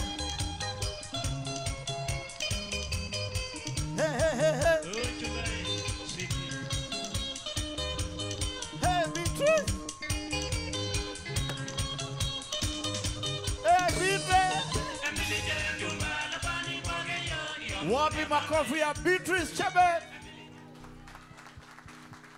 Sasa Fei, mazo uliona vile wa Kenya walioccupy hiyo Twitter. Sasa ile ulisukumwa na ule Muethiopia. Si ulikasirika Fei? Ulijame? Kusema ukweli nilirudi village kama nilikuwa na a lot of stress. So at least nilishukuru watu aliniongelesha akaniambia you have something else to do. You still have 1500, so you have to be head up. Because uki lose hii, umepata silver. I was not disappointed getting silver medal, but hiyo kukuwa disqualified. How do you feel? Kukuwa disqualified na kitu yenye uchafanya. So I was like, what? Sijafanya makosa, nimedisqualifyiwa, sijapata silver, ndio hii 1500 the next morning. Hey Churchill, nilikimbia na pressure. Niliona coach wako hata alikuwa analia, kila mtu analia pale kwa camp. Wewe uko hata nimeacha nataka kurudi Kenya saa hii. Ulikuwa unataka kurudi? Yeah, nilikuwa nataka kurudi home at the same time. Nikakumbuka next generation. Nikakumbuka youth wenye wanani watch, nikakumbuka fans nyumbani, nikasema hey, I have to give myself a little bit of morale that I have to do it. Awesome. That was amazing. Now you're with your Ulimsame. She's your friend? Absolutely, yeah. She's my friend. You know, this is sports. We need each other to unajua kwenda step by step. We are still doing track na tutakutana marathon. So tukihate each other unaona haitakuwa vizuri, itakuwa kitu mbaya mbaya. So tulikutana at Lowe's. Nikamsalimia, nikamhug. It was good. Yeah. Awesome. That's amazing. That's a spirit and that's our faith. Watu wamekuzoea nyumbani. Nyumbani ni wapi exactly? Kwetu ni Kitale, Trans Nzoia, Saboti. Saboti. Wanakuwatch sahi na nilisikia Waluya wote wanakuaga na tusalamu hapa kwa mfuko. Salimia watu watatu uwapendao kabla nikuulize swali. Angalia ile kamera, wanakuwatch watu wa Trans Nzoia wanatembea. Mtu wa kwanza kumsalimia ni mama yangu.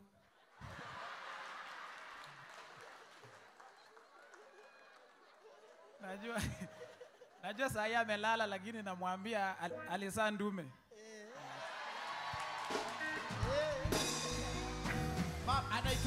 Anaitwaje? Anaitwa Margaret Nasimiu. Nasimiu. Unataka kumwambia alizaa ndume? Hiyo ni kweli. Wa pili ni andi yangu mwenye alinilea. Auntie yako? Mwambie. Nataka kuambia hadi nashukuru sana kwa kunilea na alilea ndume pia. Asante sana. Huyo ni wa pili ambaye pia alilea ndume. Wa mwisho kabisa kimalizia salamu. Wa mwisho ni watu wote kwa village. Village ya Saboti. Village inaitwaje? Saboti. Unawaambiaje watu wa village ya Saboti? Nawaambia asanteni sana kwa maombi yenu. Wanaendelea kunisupport kwa maombi na kwa imani yao kwangu. Na walilea ndume. Walilea ndume. Asante sana. Wewe ufanyagi zile signs za Omanyala? Nini inakuwaka kwa kichwa? Watu wale wengine Unajua nikiwa hapo nakumbukanga nyumbani ile shida nilipitia. Unakumbukaka shida? Alafu naambia Mungu nisaidie na nigonge hao majamana na wagonga.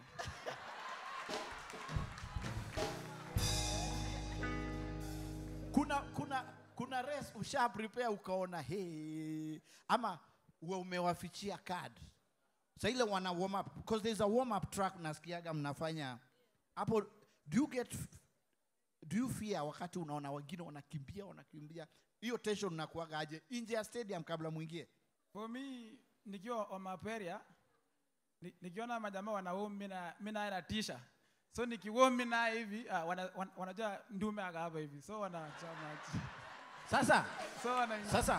Sasa hii ndume hata we juna America vile wanafanyaga. Yes, unajua wanaweza kupika mentally.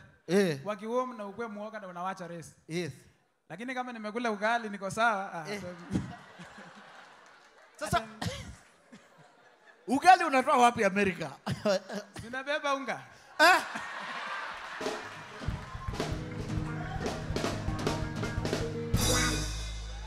Huwezi ishi bila ugali.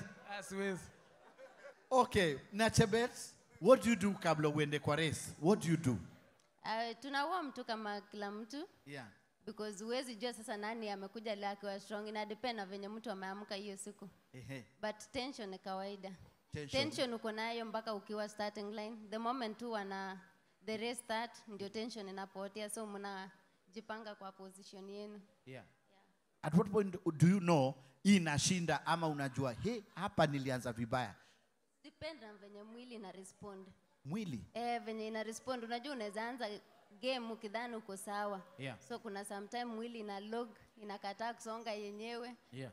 So kuna time yenye unasikia like mwili ina respond, so kuna venye tu unasikia like inaweza toka in maybe the lap ya 2 ya mwisho, yeah, ama the last 100, ina depend na venye umejiamini. Okay. Ushajipata umeanza nyuma sasa unapiga na ile lap ya mwisho ama unataka kuanza mbele kama rudisha? Unaweza anza mbele na mwili katae. Naona kama juzi nilijaribu kuenda hivi, nikaona mwili haisongi. Nikajiuliza shida ni nini?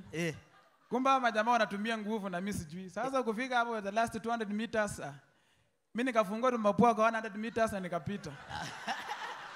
Ukaweka turbo? Nikaweka turbo nikapita. Yeah. By the way, Fei, kuna saa unamwaga, unakimbia, unaacha kila mtu.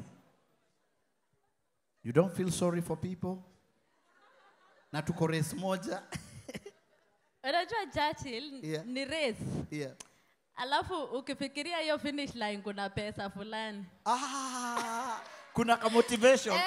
Kuna ka motivation. So huwezi achilia. Yeah. So lazima ufight. Ukiona hiyo finish line unasema nikicross hapa najua nimeenda na kiti. Yeah.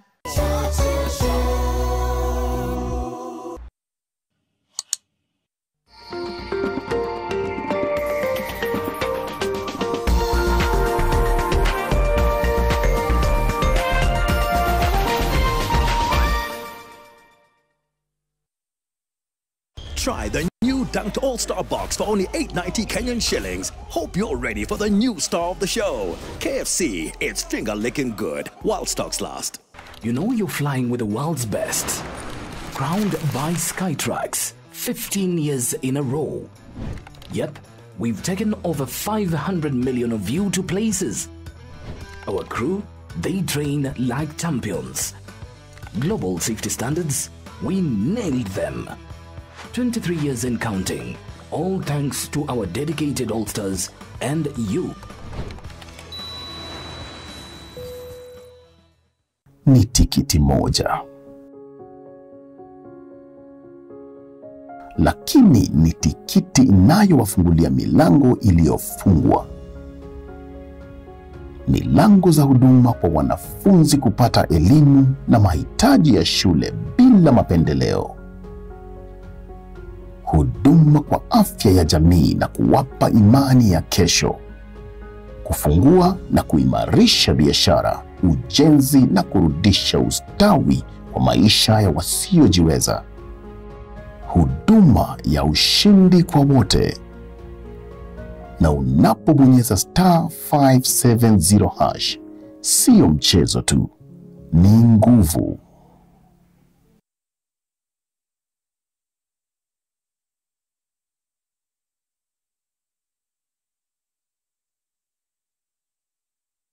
Try the new Dunked All-Star Box for only 8.90 Kenyan shillings. Hope you're ready for the new star of the show. KFC, it's finger-licking good while stocks last. My club, my club, my club! It's day 10 of My Club Festival Nakafu! With exclusive offers, massive discounts, irresistible prizes, big savings, bigger rewards! It's more than loyalty. It's crazy offers every day. Nakafu! Manukato mapya kutoka Downy. Nahitaji manukato ya kunituliza katika shughuli nyingi, au manukato mepesi ili niwe fresh kwenye joto, au manukato ambayo hunifanya niwe maridadi siku nzima, inayodumu kwa nguo zaidi ya manukato ya gharama. Downy mpya, Lavender Calm, Sunrise Fresh, Sweet Elegance, freshness inayochangia kujiamini. Lulu watatu. Ndoto zako zimetimia. Jaribu collection mpya iliyo tayari kutumia kwa shilingi 20 tu. This week on the Chama Show. Angekuhe mwana ni amugitagira merireria make nari magagikinyanira yanageria kayo Johnny niwe rucio rwakwa na ritwa riakwa we niwe ukari sokia. Nilikuwa nimeimbia mtoto wangu akiwa shule atie bidii asome kabisa. Sasa unajua kama umesoma kampo ukiwa graduate kutembea na vibuyu za yogurt, mkono mmoja vanilla, mkono mmoja strawberry. Wala wasio na kuongelea wanasema huyo alisoma na anatembea na vibuyu aje. Ningeomba vijana ambao wako TVETs, wako universities waungane watengeneze chama. Catch this and more on Sunday at 4:30 p.m. Where did you come from? Come with me. So this is where the magic happens. This is for you kids. Taste the magic with our festive cakes from DPL Festive Bakery. Delight with every bite. This is NTV.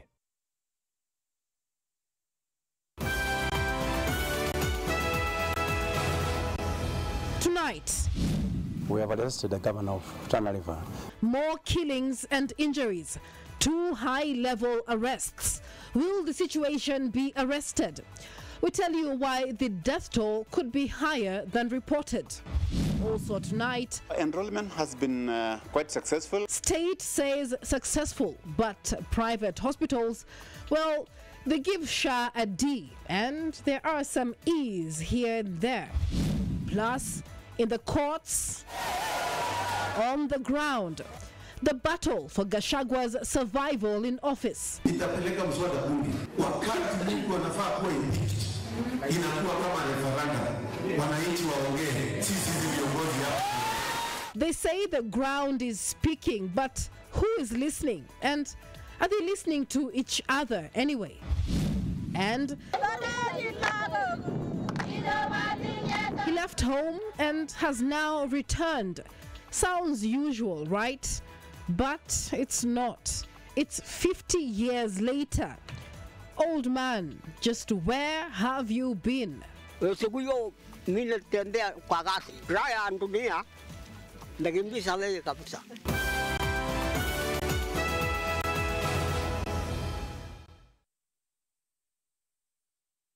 My club, my club, my club! It's day 10 of My Club Festival Nakafu! With exclusive offers, massive discounts, irresistible prizes, big savings, bigger rewards! It's more than loyalty. It's crazy offers every day. Nakafu!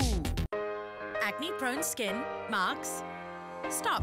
Try new Garnier Charcoal Serum with 4% AHA, BHA and charcoal. The first black serum with no residue. Clinically proven to reduce pimples and acne marks. New Garnier AHA, BHA Charcoal Serum. Approved by dermatologists by Garnier Naturally. You have all heard the word Betika, but do you know what Betika really means? To Betika is to climb to the top of the world. To Betika is to get promoted to the next level. And to win again, and again, and again. To Betika is to test the limits of speed. And to swing hard at every opportunity. To Betika is to do the impossible. It is possible with Betika. Welcome to Betika, the home of champions.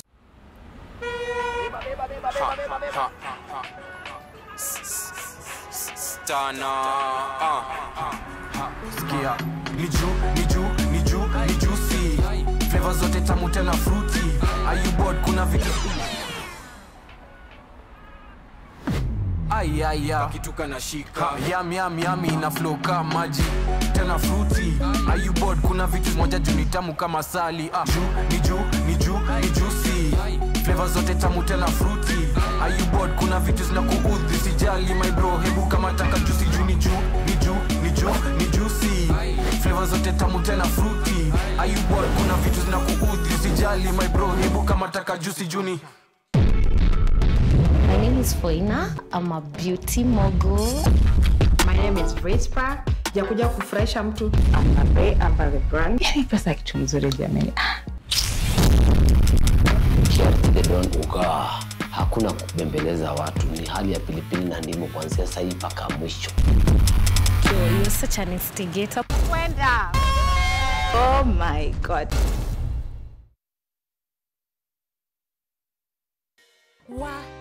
Lakini vile hii ekonomi imetufinya, ilinibidi kubadilisha sabuni nikatumia ingine rahisi. Bala, ilibidi nioshe kila kitu mara 2. Sikuwa na otherwise, nikarudia Ariel. Ariel, usafi bora kwa mwosho mmoja tu.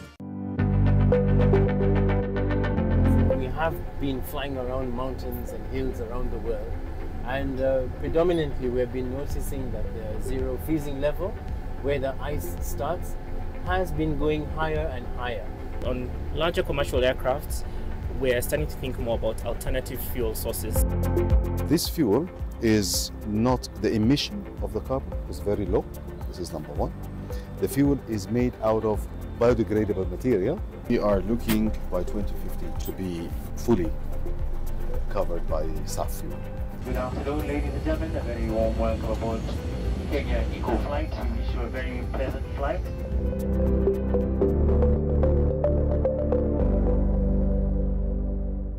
Where did you come from? Hamlet. So this is where the magic happens.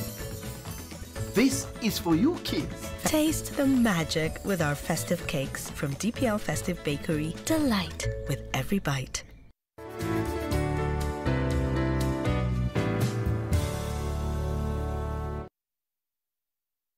The 2024 Rates Association of Kenya Conference is here from October 30th to November 1st in Naivasha. Register today and be part of this influential gathering. Visit rak.co.ke.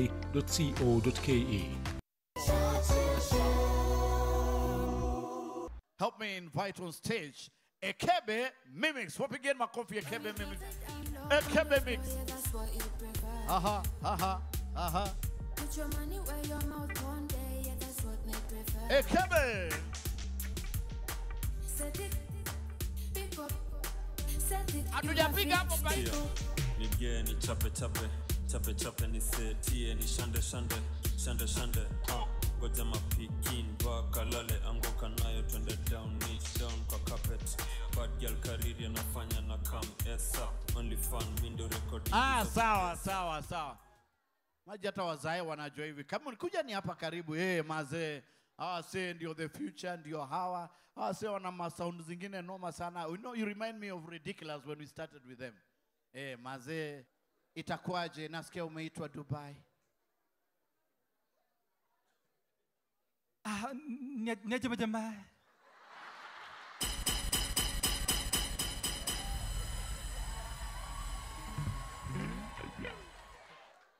Kwanza nataka kusema niko fresh barida. Niko guda guda. Yaani mambo iko shega. Ama vipi? Na sasa bado unaenda Dubai? Unajua nilikuwa nimepanga kila kitu. Lakini mafans wakaniambia, Steve Simba Boy, mzee wa Matulinga, kumbavu zako.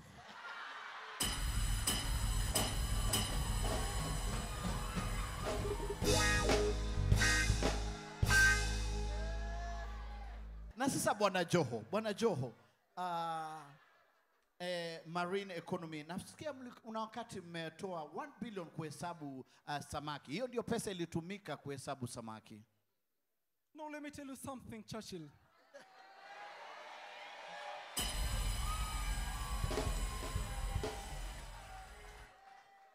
Unajua watu waliona wanasema nimepata D+, and I don't know mathematics, Churchill. Now I had to disappoint them, my friend. So mimi nikahesabu samaki zote, lakini my friend, wale ambao wanasema si kupita, my friend, inauma. DJ Shiti, nasikia kuna album mpya unataka kutoa na nani huyu?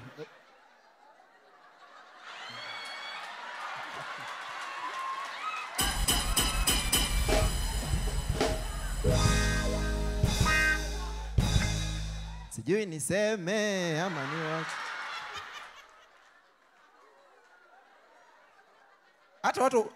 hata hujaniuliza wewe ni nani?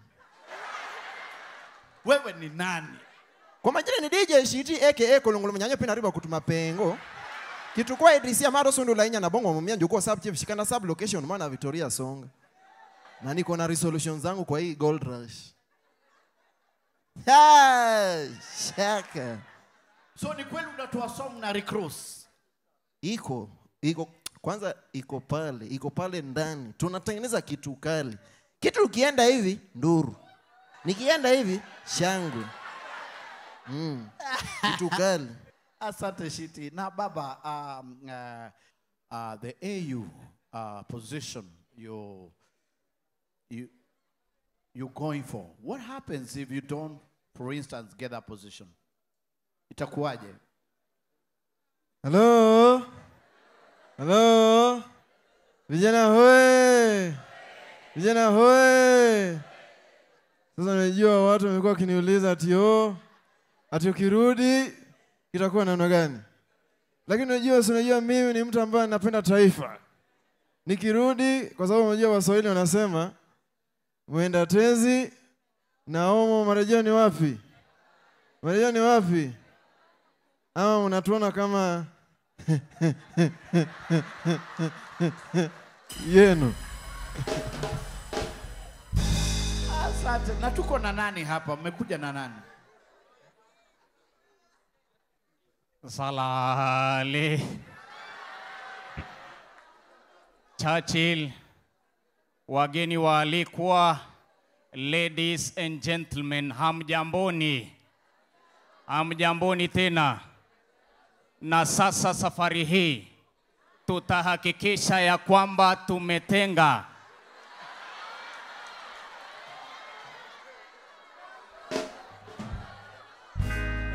sijui kama tunaelewana. Ati mnataka tuanze wapi? Hapa kwa regular. Ati nishuke. Wewe my friend, kwa inchi ya nani? Kwa inchi ya nani?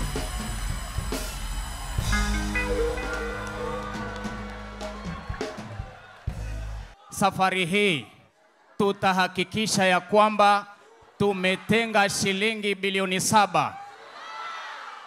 Kwa sababu mimi munasikia ati munasema dust is constant. Nimeongea na waziri wa maji, tuhakikishe ya kwamba hiyo maneno tumechafua na tumesafisha. Tani namna hiyo. Mheshimiwa Rais wanasema ushuke. Ati nishuke. Ati mnaniita Zakayo. Salale.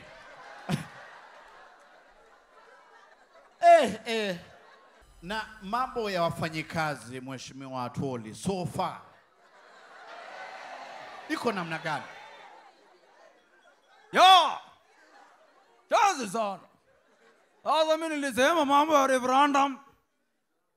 Watu wakaanza kuingilia Mary Kilovi. Mary Kilovi is my wife. Pumbavu sana. Chazi sana.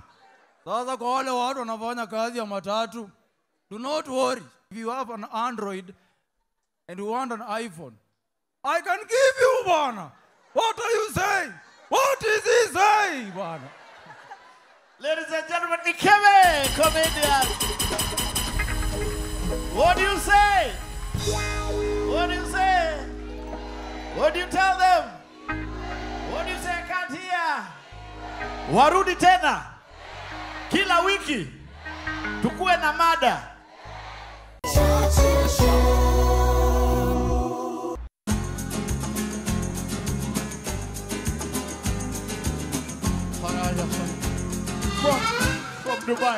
From Dubai.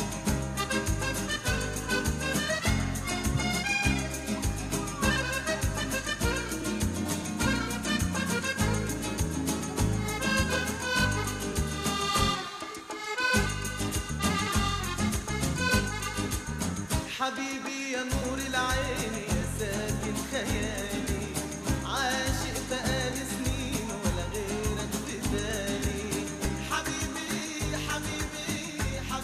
يا نور العين حبيبي يا نور العين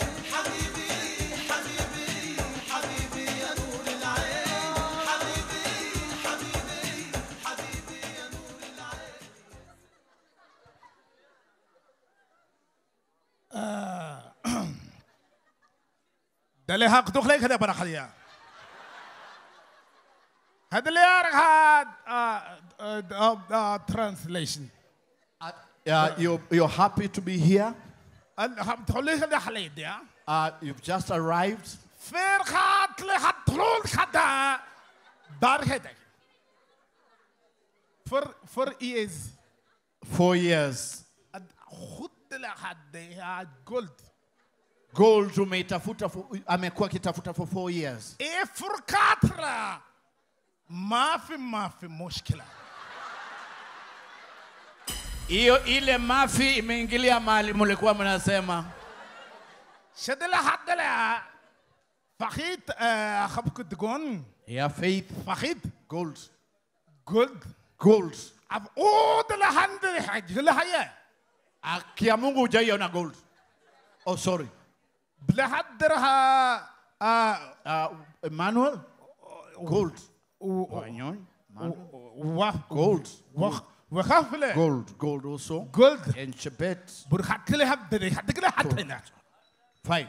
إدولها هذا لها two. Akuna 2 gold medals. مشكلة ما في مشكلة الحمد لله هدايا. Amemfurahia sana. Shila baraka haya. Hata kama ni mdogo ana gold 2. Bila hindele. Hadele kitu zito sana. Hangamia. Hata ngamia yesi beba. Hadele haya. Kwa roho yake. Dola akonazo kwa mfuko. Bali hatele haba. Na hira hada. Na hiyo inatoka kwa roho yake. Minalia airport. Ametoka airport. Dalhadara biria adani. Yeah. Dola. So ameanlipa dola hizi gold zote fei mtasema vile mtaamua na Emmanuel. So tutaongea hiyo mambo. Yedala. Okay, sawa. So give me the gold, me give you money. All right. So I bought the airport and they thought is Adani. I buy everything. I'll buy Jomo Kenyatta. I'll buy Wilson Airport. I'll buy Ukundar Airport. I buy all of them. You want to see money? You run away from poverty, I am your riches. When airport go, did you see money? Why do you want to see my money? Gold, I give you. Let's appreciate our gold medalists, Faith, Emmanuel, and Chebet. Karibu sana. Before we end, I'm so happy to have inspired many souls, many young girls around the world, not only Kenya, but umesikia Chebet amesema nime-inspire her kwenda matana leave na kurudi. So nimefurahi sana. Now I will still pushing myself to still inspire many young girls around our country and all over the world. Wapigeni makofi, ladies and gentlemen. Have you had a great time? That was amazing. I'm going to keep clapping for them mpaka wakae chini. Thanks for everybody that came today. We're going to appreciate you and say thank you so much. Aya, give us the Mexican song as we close. Woo!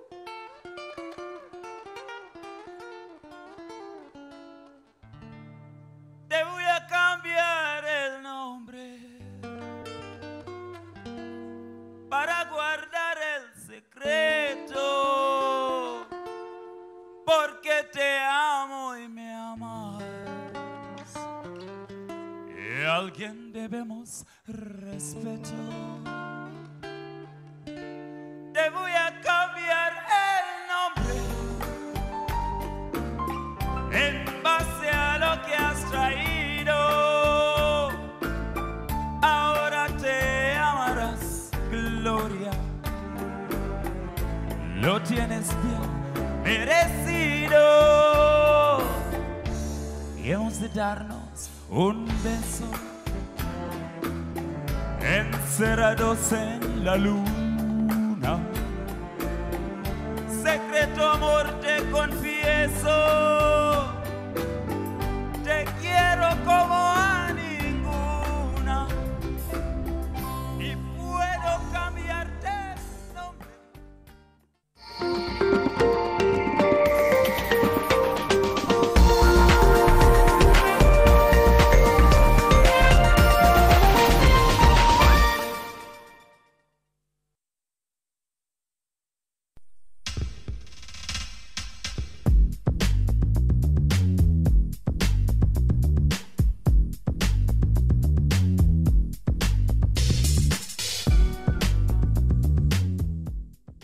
crowned by Skytrax 15 years in a row. Yep, we've taken over 500 million of you to places. All thanks to our dedicated All-Stars and you. Everything that God has for you, He's willingly and lovingly bestowing it upon you from glory to glory. He has prepared stuff for you, not because of you, but because you bear His name. I'm telling you. So don't let the devil disqualify you.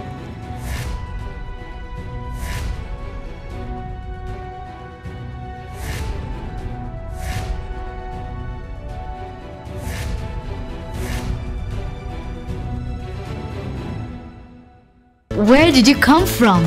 Come. So this is where the magic happens. This is for you kids. Taste the magic with our festive cakes from DPL Festive Bakery. Delight with every bite. Avieta imerahisishwa. Sasa kuna njia mpya na rahisi ya kucheza Avieta. Dial *419# kwenye simu yako na ucheze wakati wowote. My Club, My Club, My Club! It's day 10 of My Club Festival Nakafu! With exclusive offers, massive discounts, irresistible prizes, big savings, bigger rewards! It's more than loyalty. It's crazy offers every day. Nakafu! Try the new Dunked All-Star Box for only 890 Kenyan shillings. Hope you're ready for the new star of the show. KFC, it's finger-licking good while stocks last.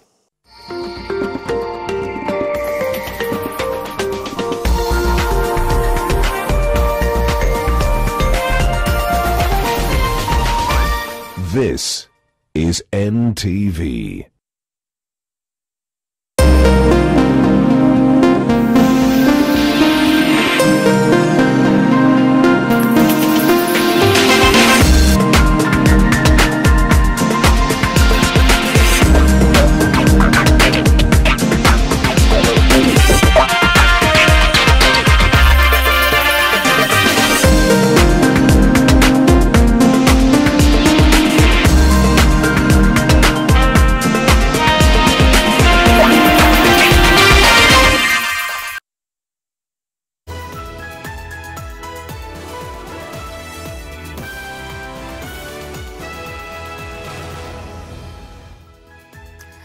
Hello and a very warm welcome to NTV Weekend Edition on this Saturday, the 12th of October 2024. With just 5 days to go until the Senate casts the die on the historic impeachment process against Deputy President Rigathi Gachagua, political tension is at the least as high as the mountain the Deputy President has been speaking about. Also high is the tension, concern and need for addressing the deadly conflict and the talk after the county in Tana River as the death toll and displacements are rising. We have the details coming up on the broadcast tonight, and also tonight on Unpacked. With the increasingly digital world, the need for reliable internet is rising. And on Unpacked tonight, we explore the entry of satellite internet in the country. Just how does it work? Who are the main players? And what does it mean for the future of Kenya's digital world? And on Head to Head, we discuss a big debate: government surveillance versus privacy rights. Now, Kenya's government is ramping up surveillance efforts to rein in on crime and rein in on tax cheats as well.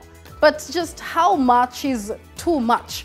Are we giving up too much privacy for security? That's the conversation we're having tonight. Or is this just the cost we have to pay to live in a digital world? We got to the streets to find out the views of Kenyans on Head to Head. Many thanks for joining us on NTV Weekend Edition. My name is Michelle Ngele Odhiambo. Here are the news making headlines tonight. We have arrested the governor of Tana River. More killings and injuries. 2 high-level arrests. Will the situation be arrested? We tell you why the death toll could be higher than reported. Also tonight, Enrollment has been quite successful. state says successful, but private hospitals, well, they give SHA a D, and there are some E's here and there. Plus, in the courts, on the ground, the battle for Gachagwa's survival in office. Itapeleka mswada bunge. Wakati Mungu anafaa kuwa inakuwa kama referendum. Wananchi waongee, sisi viongozi hapa. They say the ground is speaking, but who is listening? And are they listening to each other anyway? And he left home and has now returned. Sounds usual, right? But it's not. It's 50 years later. Old man, just where have you been? Siku hiyo mimi nilitembea kwa gasi. Raya dunia nakimbisha wewe kabisa.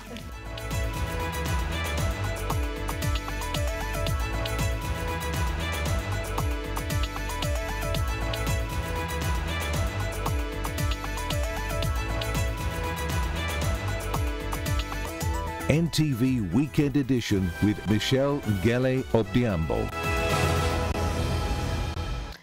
Good evening and welcome to the broadcast. David Agondoa is the sign language interpreter.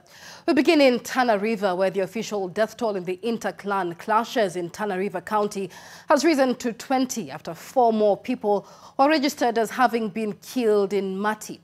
The county governor, Dado Godana, and Galole MP, Hiribae Said Buya, were arrested in connection to the conflict, which has not only seen people killed, but also numerous families being displaced. NTV's Rose Wangoe reports on the latest and tells you why the death toll may be higher than the reported 20. Mothers clutch their young ones, carrying them on their backs, while barefooted children struggle to keep up as they flee from the violence. Some women carry the little they can as they seek safety. This follows 2 weeks of intense inter-clan fighting between neighboring communities in Tana River County. As at Tuesday, the death toll stood at 12. A day later, attackers killed 2 people at Vango village and left 3 in critical condition. Interior Cabinet Secretary Kithure Kindiki on Friday declared 12 areas in Tana River as disturbed and dangerous. However, hours later, there was an attack in Meti village, Tana North Sub-County on Saturday morning, where 4 people were killed and scores injured, bringing to 20 the total number of people registered as having been killed since the conflict began. Confirming the killings, Tana River County Commissioner David Koskei said a group of youth from one community armed with a machete attacked a man from another, leading to a retaliation during which 4 of the youth were shot dead. However, NTV has learned that some of the people who are believed to have been killed are suspected to be taken and buried by their kin before police arrive and collect the bodies, meaning that the death toll could be higher. The government has insisted on taking firm action to address the matter. Yes, we have arrested the governor of Tana River because the DCI and his team want to carry out some investigations related to what is happening in Tana River. Tana River Governor Dado Godana and Galole MP Said Hirabai were arrested in what the police termed as failing to comply with continuous summons in relation to the ongoing clashes in the county. Police grilled 3 other members of parliament from Tana River County on Friday. In Bangale Sub-County, religious leaders and area residents gathered to bury some of the victims of the clashes. The clerics are adding their voices to the concerning bloodletting as they call for peace among the communities. Jamii hizi mbili waliweza kuishi pamoja na Mungu amewaridhisha hiyo ardhi na wameishi pamoja na watazidi kuishi pamoja milele. Hakuna mmoja ambaye atakayeenda mahali pengine. Kwa hivyo hakuna sababu hata kidogo ya watu kuchuzana mpaka kufika kiasi ambao watu wanaanza kuuana. Ni hasara kwetu tupoteze hata mtu mmoja. Ni hasara kwetu hata kupoteza kuku waje binadamu. Tunaomba serikali, wanasiasa waingilie hii maneno ambayo hatuwezi kubali, na katiba yetu imekataa, na katiba ya Mwenyezi Mungu imekataa. Kenya Police reservists are combing through the area searching for potential victims as the government increases security presence in the area. Herders have also driven their livestock, camels, cattle and goats away from the disputed areas, desperate to protect their families' livelihoods. Here, every second counts as people scramble to escape the conflict.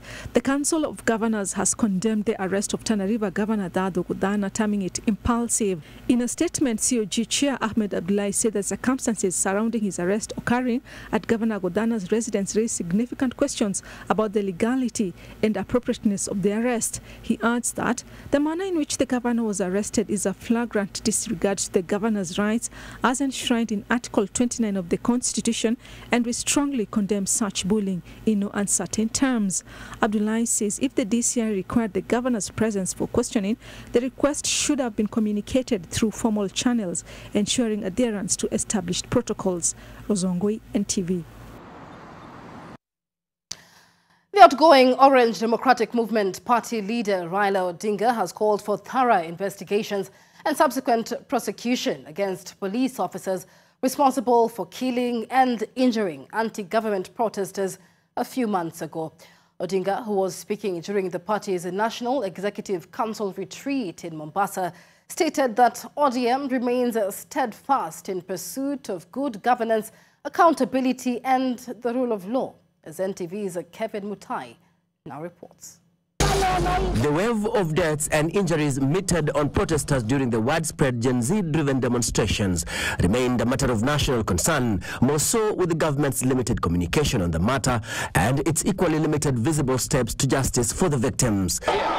Raila Odinga, the man who at the height of the protests openly rekindled his friendship with President William Ruto, putting the heat under the government's feet. We condemn in the strongest terms possible this use of force against very innocent people and the loss of life.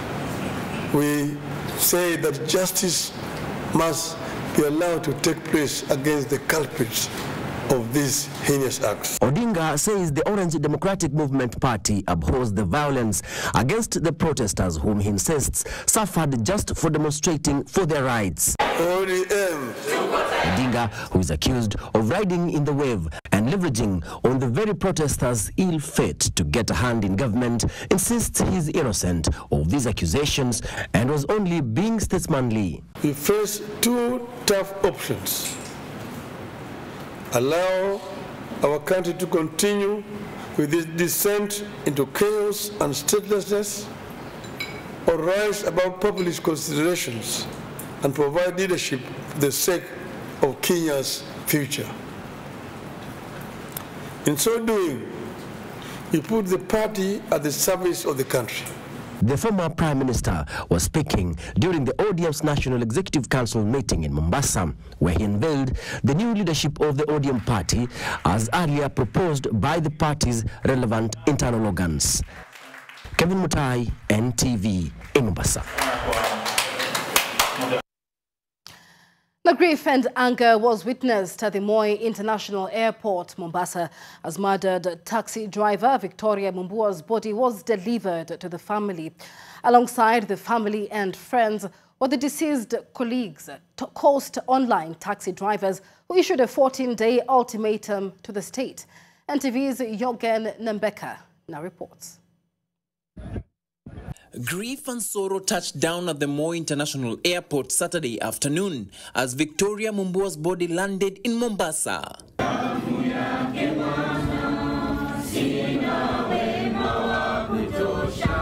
The remains of the 35-year-old taxi driver who was brutally murdered earlier this month lay in a tape-wrapped coffin under an atmosphere of sorrow and song.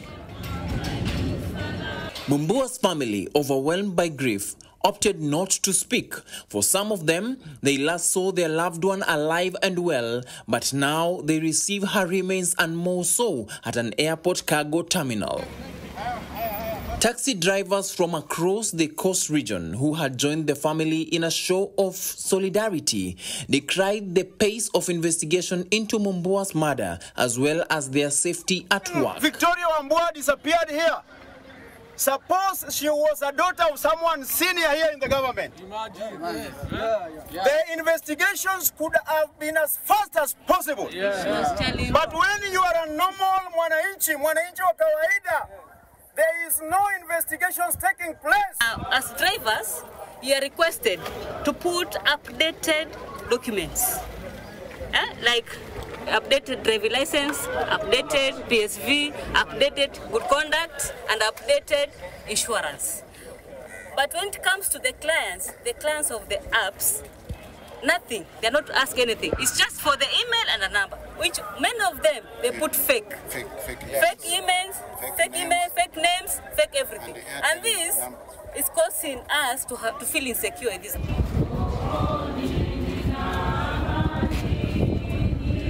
The taxi operators have issued the state with a 14-day ultimatum, threatening to take to the streets in protest if no action is taken within the 2-week window. Eugen Nambeka, NTV, Mombasa. Workers who earn minimum wage should expect to take more money home from November 1st after signing into law of a Gazette notice that effects a 6% increase in minimum wage. President William Ruto witnessed the signing by Labour Cabinet Secretary Alfred Mutua at State House, Nairobi, following months of negotiations between the government, trade unions and employers. Employers had insisted on the gazettement of the National Wages Council before negotiations on the wage increment could commence. CS Mutua gazetted the council and several others across various sectors.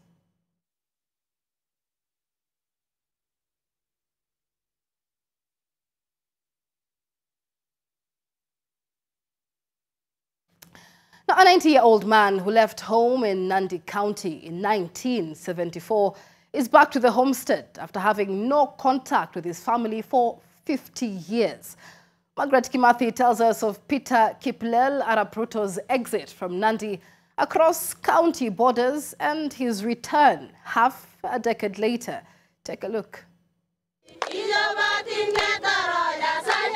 Joy and songs of praise fill the home of Peter Kiplel Arap Ruto.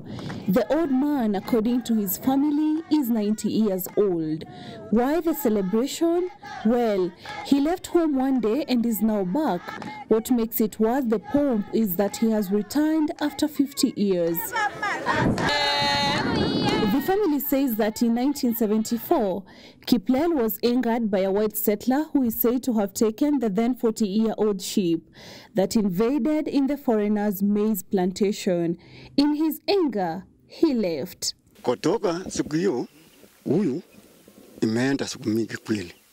He has additional information on his exit.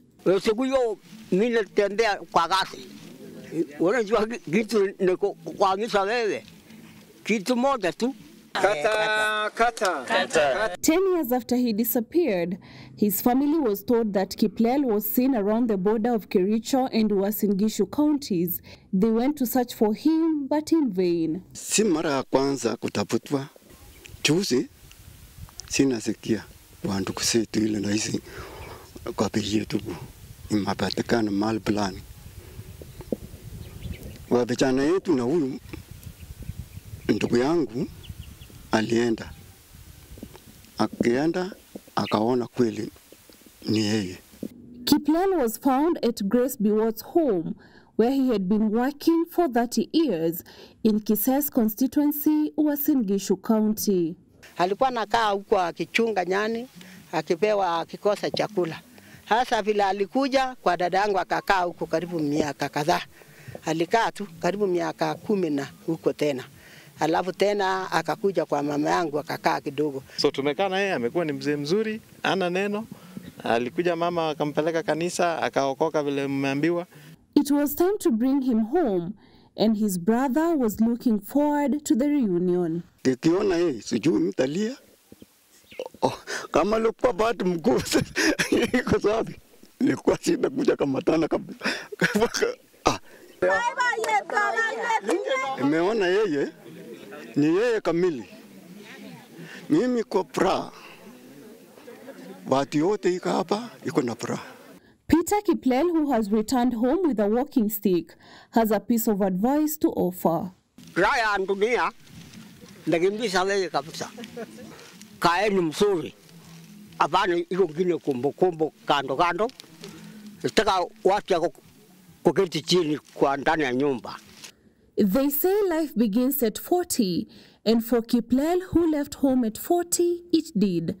And now his life begins again, this time at 90. Margaret Kimathi, NTV. Away from that, more than 900 claims have been lodged by health facilities on the Social Health Authority platform since the new government-run Social Health Insurance Fund went live on the 1st of October. The value of these claims being over 12 million shillings in just 12 days. But the Rural Urban Private Hospital Association says the technical and financial hitches being experienced on the SHA portal have compromised the provision of universal health coverage as envisioned by proponents of the new health insurance funding model, as NTV's science and health reporter Bridget Ngana now explains. According to the Social Health Authority portal, as at 10th October 2024, 288 health facilities had lodged claims on the SHA online portal 10 days into the transition from the National Health Insurance Fund. This is 2.3% of the 12,384 facilities captured in the Ministry of Health data. As at 10th October, 940 claims had been made, valued at 12 million shillings, 396,132 shillings. The government places the number of Kenyans who have registered for SHA to be more than 12 million. 8 million being, most of them being members of the previous NHIF, and then about 4.5 million being members that were newly registered. As we are approaching the first, we saw a lot of people registering. The number went up. Inpatient claims account for the bulk of the cost, with 343 claims totaling to 7.2 million shillings, while 567 claims are from outpatient care, valued at 5.2 million shillings. The Kenya National Hospital leads with 87 claims, valued at 2.3 million shillings.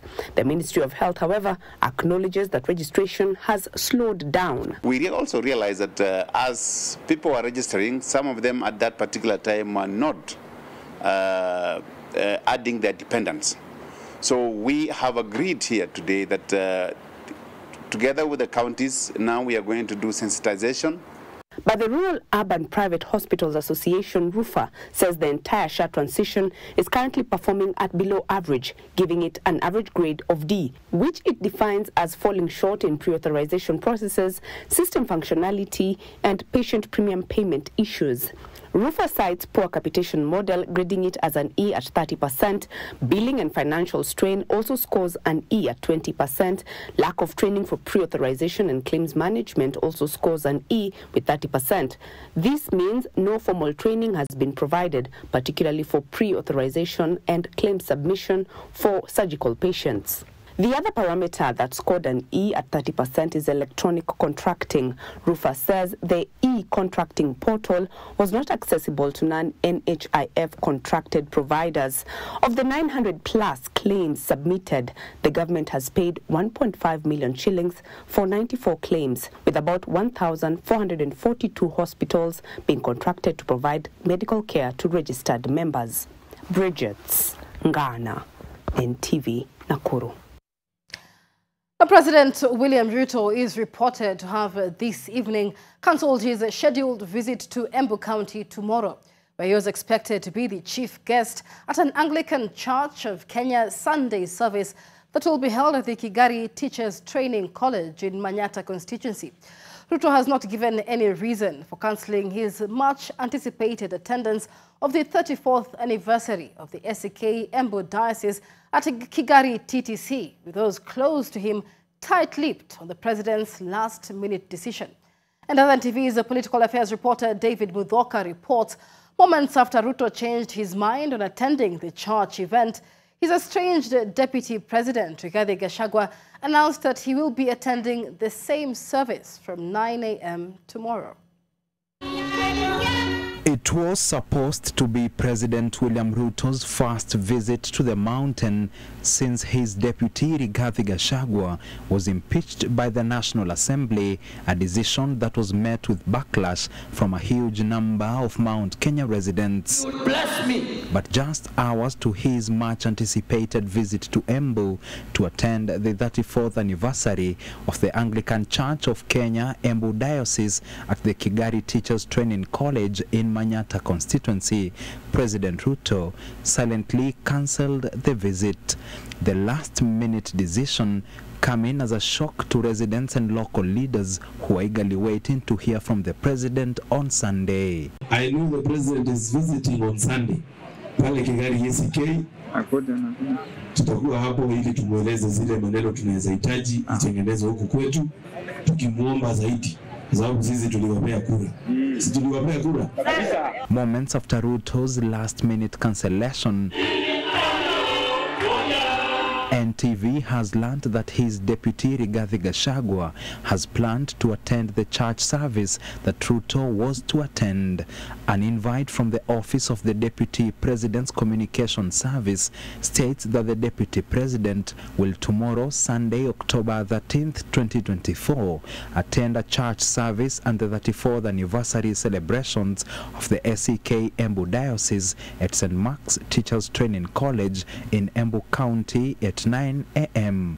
Up to now, the president has not given any explanation as to why he chose to skip the Sunday service, with some of his insiders tight-lipped over the matter and others saying that they were not aware if President Ruto was to attend the Sunday service.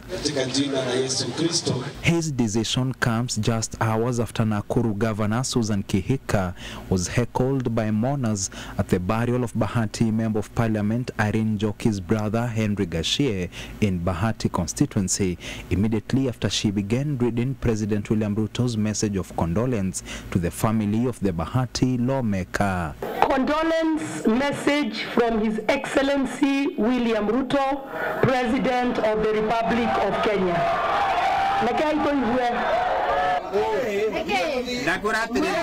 It also comes just hours after Kinangop Member of Parliament Kwenye Thuku met the wrath of his constituents while at an entertainment joint in Kinangop on Friday night. David Muthoka, NTV. And that report by David Muloka brings us to a break on NTV Weekend Edition. When we come back, we explore the entry of satellite internet in Kenya. How does it actually work?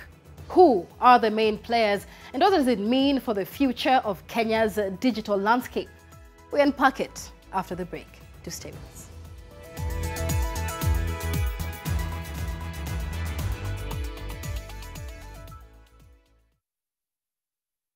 You have all heard the word Betika, but do you know what Betika really means? To Betika is to climb to the top of the world. To Betika is to get promoted to the next level and to win again and again and again. To Betika is to test the limits of speed and to swing hard at every opportunity. To Betika is to do the impossible. It is possible with Betika. Welcome to Betika, the home of champions. My name is Foina. I'm a beauty mogul. My name is Vespa. Jakuja kufurahisha mtu. I'm the brand. Yani pesa kitu mzuri jamani. Kiasi the don uga. Hakuna kubembeleza watu, ni hali ya pilipili na ndimu kuanzia sasa hivi mpaka mwisho. You're such an instigator. Wenda. Oh my God. My Club. It's day 10 of My Club Festival Nakafu with exclusive offers, massive discounts, irresistible prizes, big savings, bigger rewards. It's more than loyalty. It's crazy offers every day. Nakafu. Hapa ni Butterfly Care Center.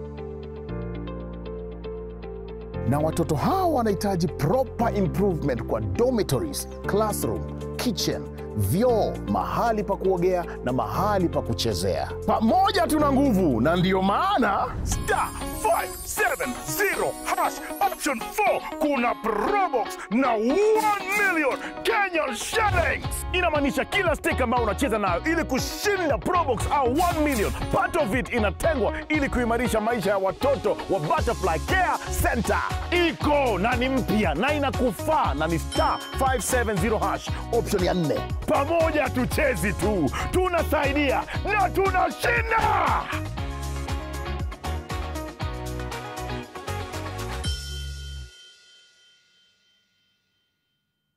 This week on Cards with Big Boy Trev, we go all the way to Malaysia to review the Proton X70 SUV. We analyze its cabin comfort, innovative technologies, engine performance, fuel efficiency, and of course, give its value for money proposition against its rivals, the Renault Koleos and the Hyundai Tucson. Catch this and much more only on Cards with Big Boy Trev this Sunday at 5 p.m. only on NTV. Dawa. Tu vitu tudogo lakini hesabu mingi. 1 times 4, 3 times 2, 2 times.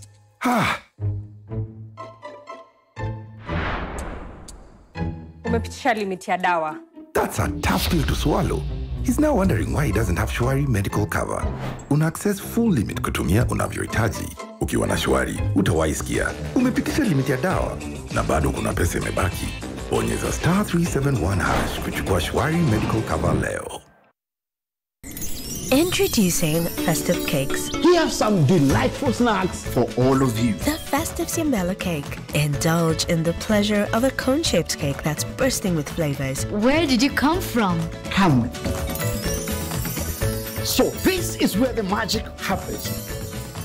This is for you kids. Festive Cupcakes. Thank you. Perfect treat to share with friends and family. Now for your kids' school snacks, hakuna stress. Festive Print Cakes. The perfect blend of sweetness and softness. And now this is for you, Dad, and your office mate. Festive Pound Cake. This sumptuous cake will leave you craving for more. Taste the magic with our Festive Cakes from DPL Festive Bakery. Delight with every bite.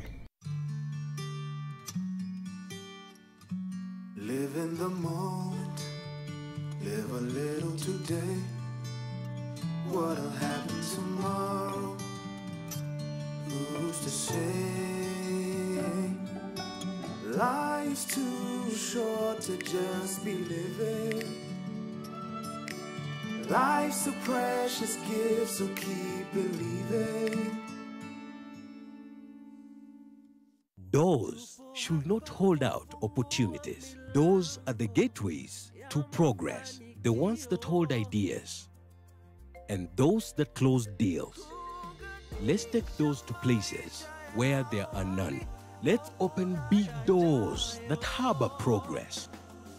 In all the places that we are, KCB ni yangu. KCB ni yetu. KCB is mine.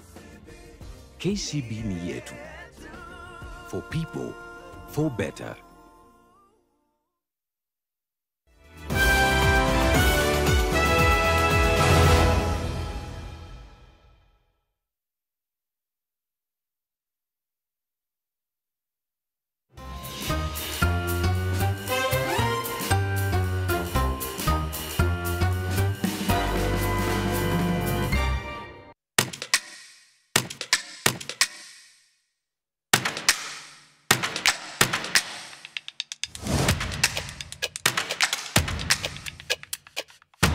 Ever tried watching a local football match on your phone only for the video to freeze just as your favorite player scores the goal? Frustrating, right? Now imagine being able to stream that same match without a hitch, even from the remotest village. Enter satellite internet. The knight in shining armor, riding in on a wave of tech innovation to rescue us from our connectivity wars.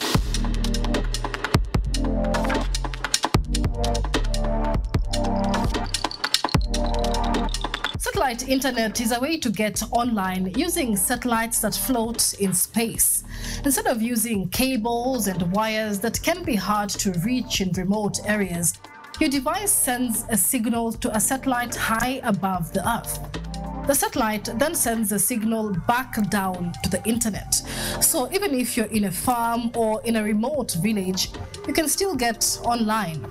Now, this makes it easier for people of all kinds and in all kinds of places to connect and access the internet. There's still uncovered areas in the country. So you have rural areas that probably are not covered fully. You have remote areas that needs coverage, which potentially may not be as viable. Elon Musk's satellite internet firm Starlink has unveiled a new, cheaper data plan for the Kenyan market. As of September 2024, Starlink officially entered the Kenyan market with a bang, introducing affordable satellite internet solutions that are making waves, quite literally. The boy is here.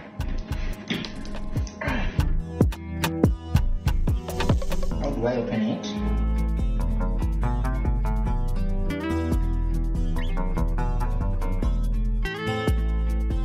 The demand for satellite internet in Kenya is soaring, with adoption spiking 64% recently, largely thanks to Starlink's competitive pricing and speeds reaching up to 100 Mbps. Now that's like upgrading from a bicycle to a high-speed train in terms of internet speed. Historically, Kenya's internet landscape has been dominated by fiber and mobile data, often leaving remote areas in the dust. With the challenges of laying fiber cables in rural areas, satellite internet swoops in like a superhero, providing a way to connect without needing to dig up roads or climb mountains. So who are the main players? First, we have Starlink. This venture from Elon Musk is like the new kid in school who not only shows up with the latest tech, but also brings everyone along for the ride. So what you have now is, the fastest satellite broadband package that was affordable that's ever been, and it's probably, almost 100 times improvement from what was there before. And then there's Safaricom, Kenya's telecom giant with millions of subscribers, who's now worried that the entry of satellite internet could disrupt their business model. It should complement the investment rather than duplicate the investment that we have made. You get what I mean? To the extent that we have places that are not covered, we should partner in the future with an appropriate provider, including Starlink. And there is the government, stuck in the middle, wanting to promote innovation while figuring out how to regulate this fast-paced market. This is the reason why we are discussing with Parliament how we are going to create the legal environment and the legal infrastructure to support our growth of this sector. This isn't just about streaming the latest reality show, although that's super important too. Studies suggest that enhancing internet access could boost Kenya's GDP by $300 billion by 2025. In simple terms, if satellite internet succeeds, we could witness a digital revolution, improving access to education, healthcare, and a surge in online businesses. We'll see people using faster and faster broadband. Our role is to get the country connected, to get all our population connected, all our households covered with the reliable internet. Not just connected in terms of internet, but the internet is actually reliable. But it's not all sunshine and rainbows. Safaricom is raising red flags, calling for stricter regulation on satellite providers to ensure they're not getting a free pass. It's like arguing that the new kid in school shouldn't have the best lunch just because they can afford it. Why would anybody, Honorable Speaker, want to derail Kenyans from accessing such technology?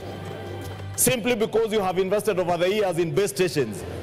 If you have been slow in advancing your technology with changing times in the world, Honorable Speaker, it is not the problem of Kenyans. You can imagine someone accessing a service without local regulation. What is the implication of that? For Safaricom, they are registered by CAK and they're regulated, right? So if you get a tier 1 operator that has satellites out there that you can connect directly to and access services, what is the implication to the country's security? Aside from regulatory challenges, infrastructure limitations pose a challenge too. While satellite technology is fantastic, it isn't immune to weather interference. You see, when it rains, that thing, the internet just disappears. Slight change of weather, it's already glitching. So if there are buildings, tall buildings and the trees, then that interferes with the line of sight. That's why most of the time they're put in rooftops, where you get a clear line of sight. Consumer awareness is also a big issue. Many people still aren't fully aware of how satellite internet works. On the legal front, the government needs to figure out how to regulate satellite internet while keeping consumers safe. Just like being a parent was to set rules without ruining the fun. Politically, the emergence of satellite internet could change the game for Kenya's telecommunications landscape, as existing giants must adapt to remain competitive. In a nutshell, satellite internet isn't just about faster streaming, it's about transforming lives, businesses, and communities in Kenya. So whether you're an online entrepreneur, a student, or just someone who loves a good cat video, get ready for a whole new world of connectivity. The future is bright, just like that perfect selfie you can finally post without buffering.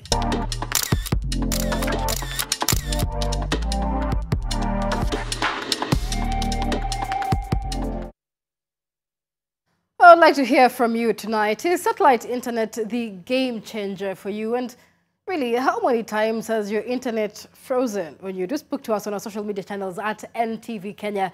The hashtag is NTV Weekend Edition. Now, tonight on Head to Head, we tackle a big debate: government surveillance versus privacy rights. The Kenyan government is ramping up surveillance to combat crime and rein in on tax cheats. For example, KRA can now monitor bank accounts, mobile transactions, and even online activity. But how much is too much? Are we giving up too much privacy for security? Or is it just the cost of living in a digital world? And it's not just policy, it's a generational issue. So we hit the streets to find out what Kenyans have to say.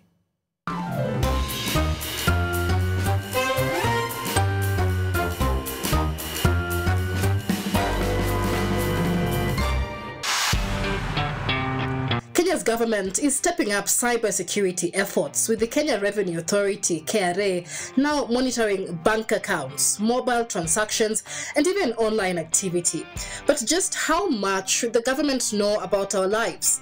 Are we trading too much privacy for security?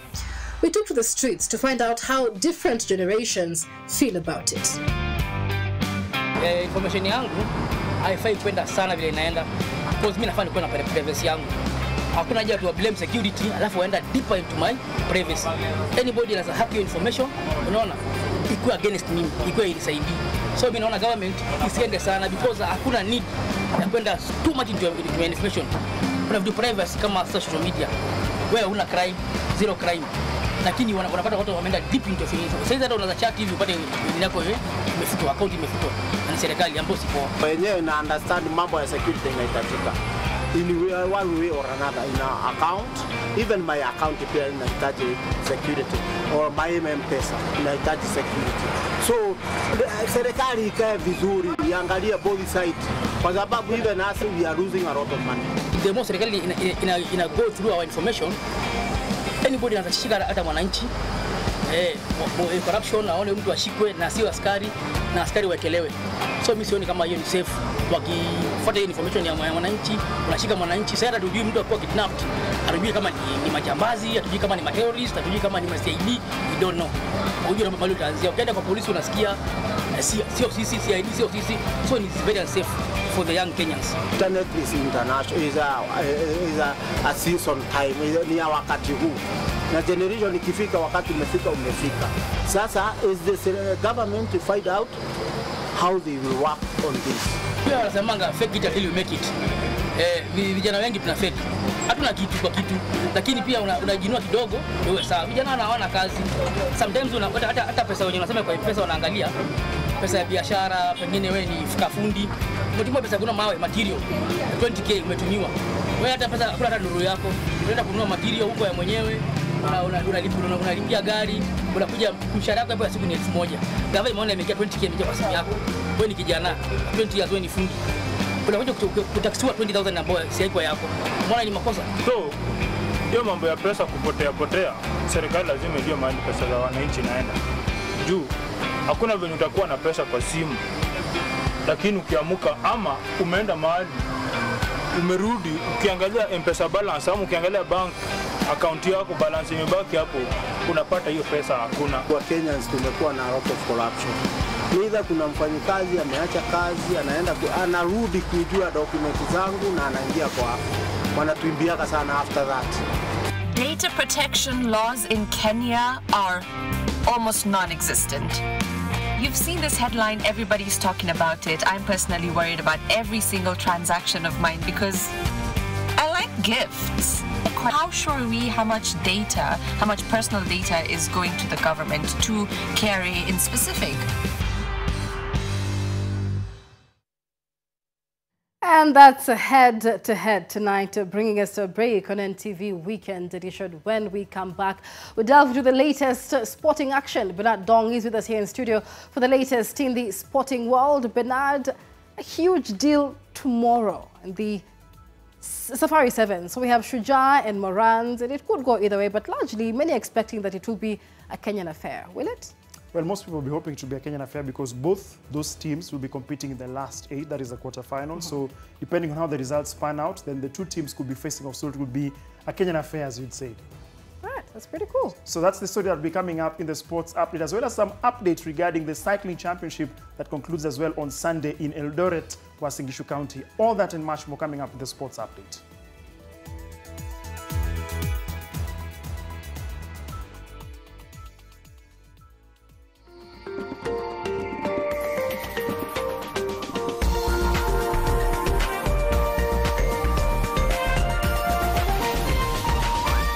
This is NTV.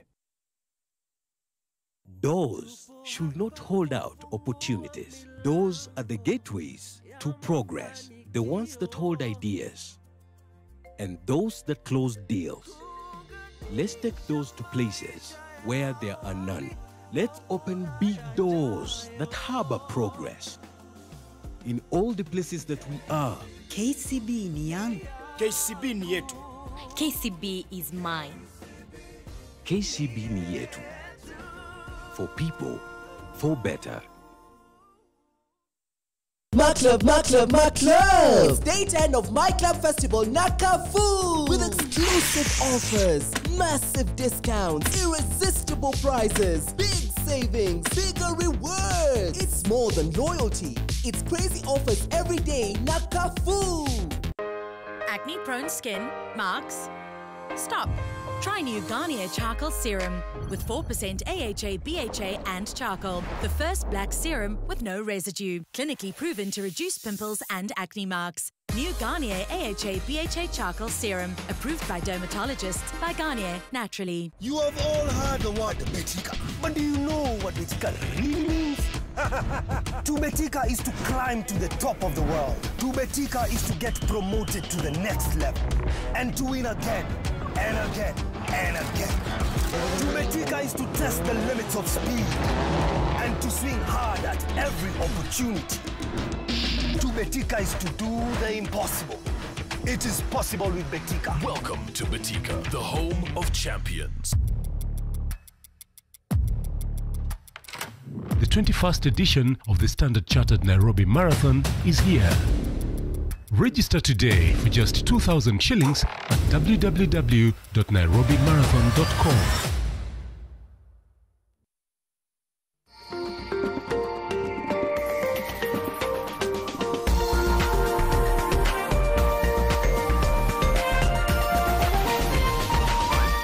This is NTV.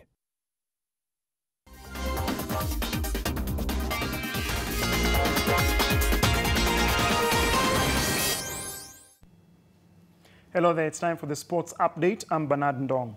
It could be a Kenyan affair in the semi-finals of the main cup at the Safari Sevens if Shujaa and the Morans triumph in their respective quarter-final clashes on Sunday morning at the Machakos Stadium.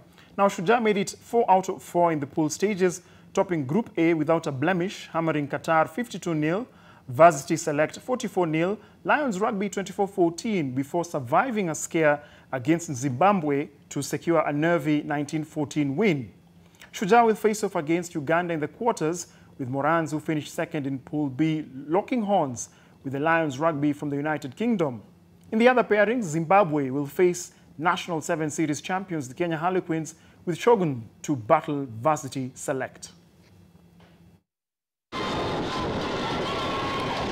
I think I'm confident we're in a good place, and we're really hoping that we come out of this with some silverware. So this might be a little blip in the road, but yeah, super confident. We have two strong teams. We have Morans and Shuja. We are both capable of winning. Yeah, we've trained so hard, and we won't let outsiders come and win this tournament. South Africa's star cyclist Ashley Moolman notched her 5th African title in the women's road race that was held today in the counties of Uasin-Gishu and Elgeyo Marakwet in the 4th day of the ongoing Africa Road Cycling Championships. The 38-year-old Moolman was peerless in the last few kilometers of the 104 kilometers course, opening a significant gap between her and her competitors before eventually crossing the finish line at E10 in about 7 minutes earlier than the second-place finisher Dawit Mengs of Eritrea. Diani Ngabire of Rwanda came in 3rd. The Eritrean was also named the winner of the under-23 category ahead of Rwanda's Jazila Mwamikazi, as Susanna Fiseha sealed the podium places. First Kenyan in all categories was Monica Jelimo in position 14.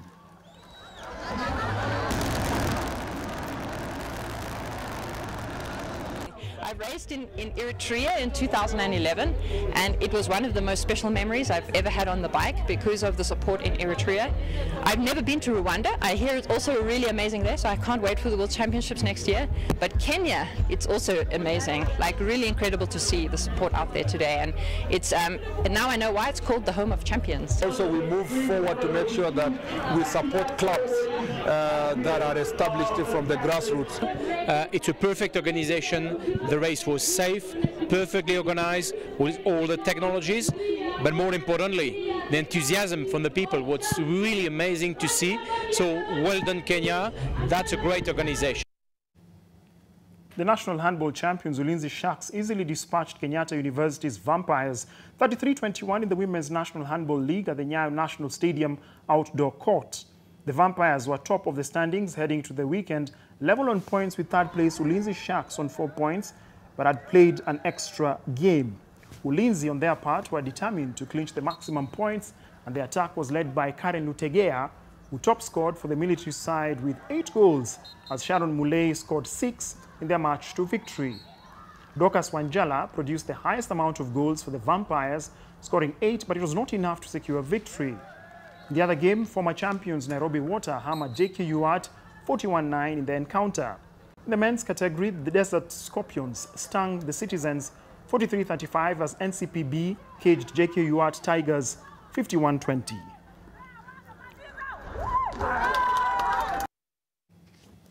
And finally, Novak Djokovic moved a step closer to his 100th ATP title when he beat American 7th seed Taylor Fritz 6-4, 7-6-6 in the Shanghai Masters semi-finals to set up a title decider against top-ranked Yannick Sinner.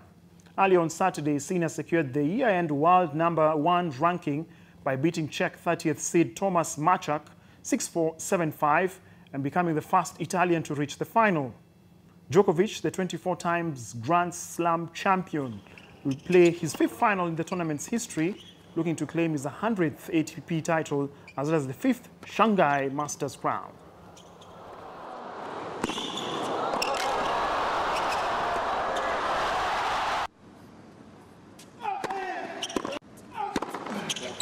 Again, ladies and gentlemen, by 6 games to 4.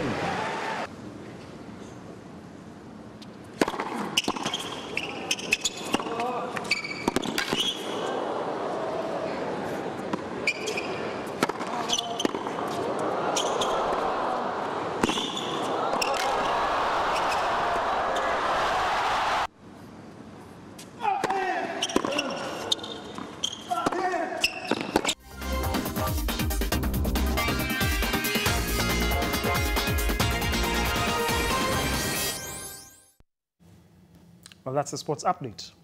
All right, and that's not all we have lined up for you tonight. We have 12 minutes coming up, and tonight's focus is on a volleyball legend, right, Absolutely, Bernard? yes, and that is Dorcas Ndasaba. Now, she's a former Kenyan volleyballer. She's well renowned for her significant contributions to the game. She was also at one point had a political role, and she has an illustrious career that includes participating in the 1998, the 2002 FIVB Volleyball Women's World Championships, as well as she competed in the 2000 and 2004 Summer Olympic Games. Our Western Region correspondent Jesse Chenge shares the story of the volleyball trailblazer coming up shortly after the news broadcast on 12 minutes. Thank you so much for watching. My name is Bernard Ndong. And my name is Michelle Ngele Odhiambo, and that's how we wind up tonight's edition of NTV Weekend Edition. Many, many thanks for watching from all of us here at NTV. Good night. Majina yangu ni Mheshimiwa Dorcas na Humicha Ndasaba.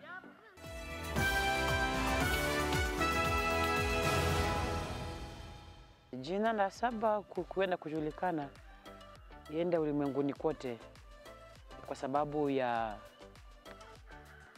ile uzoefu wa mchezo ambao nilikuwa nimecheza ikiwa chini ya mkufunzi wangu Paul Wanyama.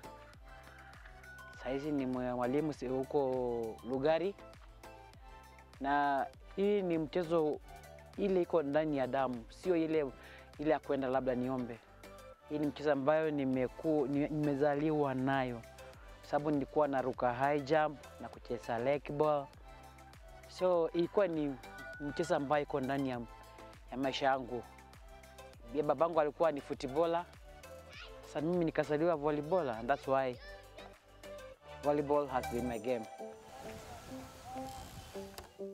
Ikiwa high school, mwalimu wangu wa volleyball alikuwa akiona nikicheza football na high jump, alafu akaja kaniambia, Dorcas, can we change so that maybe wewe utoke kwa leg ball na high jump alafu uingie volleyball? Then I was like, how? Kwa sababu hiyo volleyball nilikuwa naona kama watu wanakwaruzana, wanakuzana mwili. Kisa nikaona leg ball na football niona kama hizo ndio mzuri, lakini nilipoingia volleyball nikuja kutana kwamba volleyball is a game that you would love to watch, you would love to play, because it's a game you can only touch, you can come in contact with only the 6 players in your court. Alafu coach yangu pia alikuwa akiniambia, Dorcas, I want you to be somebody else. Sitaki tu kuwa tu mchezaji wa hapa local. I want you to be a player, an international player. And I know you have the potential that you can make it. Sasa ingine nilikuwa natoroka, nakimbia mbio, nasema leo nataka kwenda leg ball, sitaki kwenda volleyball.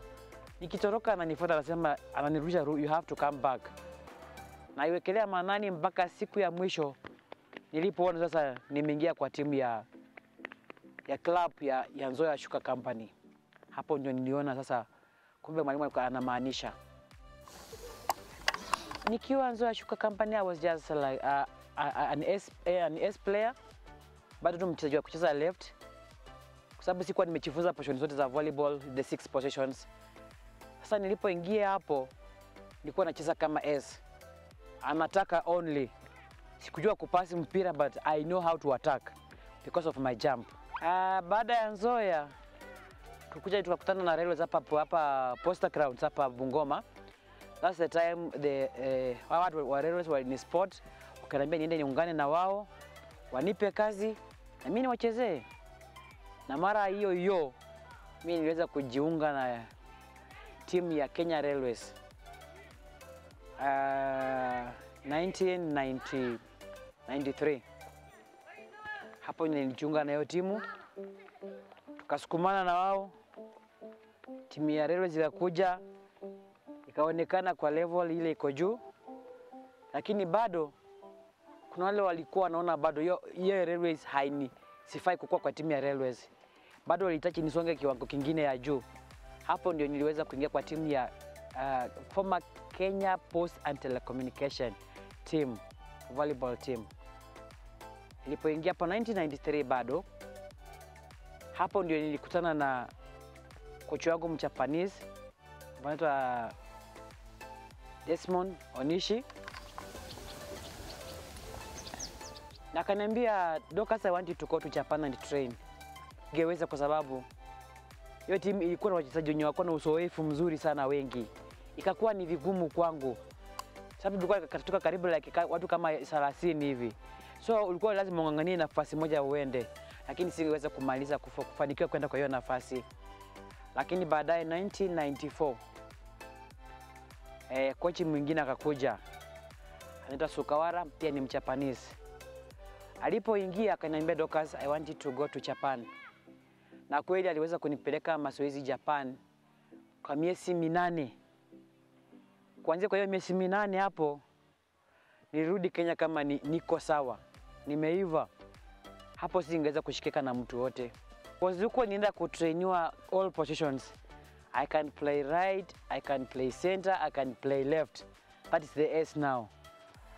Maana huko kila mtu kienda, huko na coach wako mwenye anakutrain kama ni volley pass, kama mwenye anakuchukua anakufunza reception pekee anakufunza.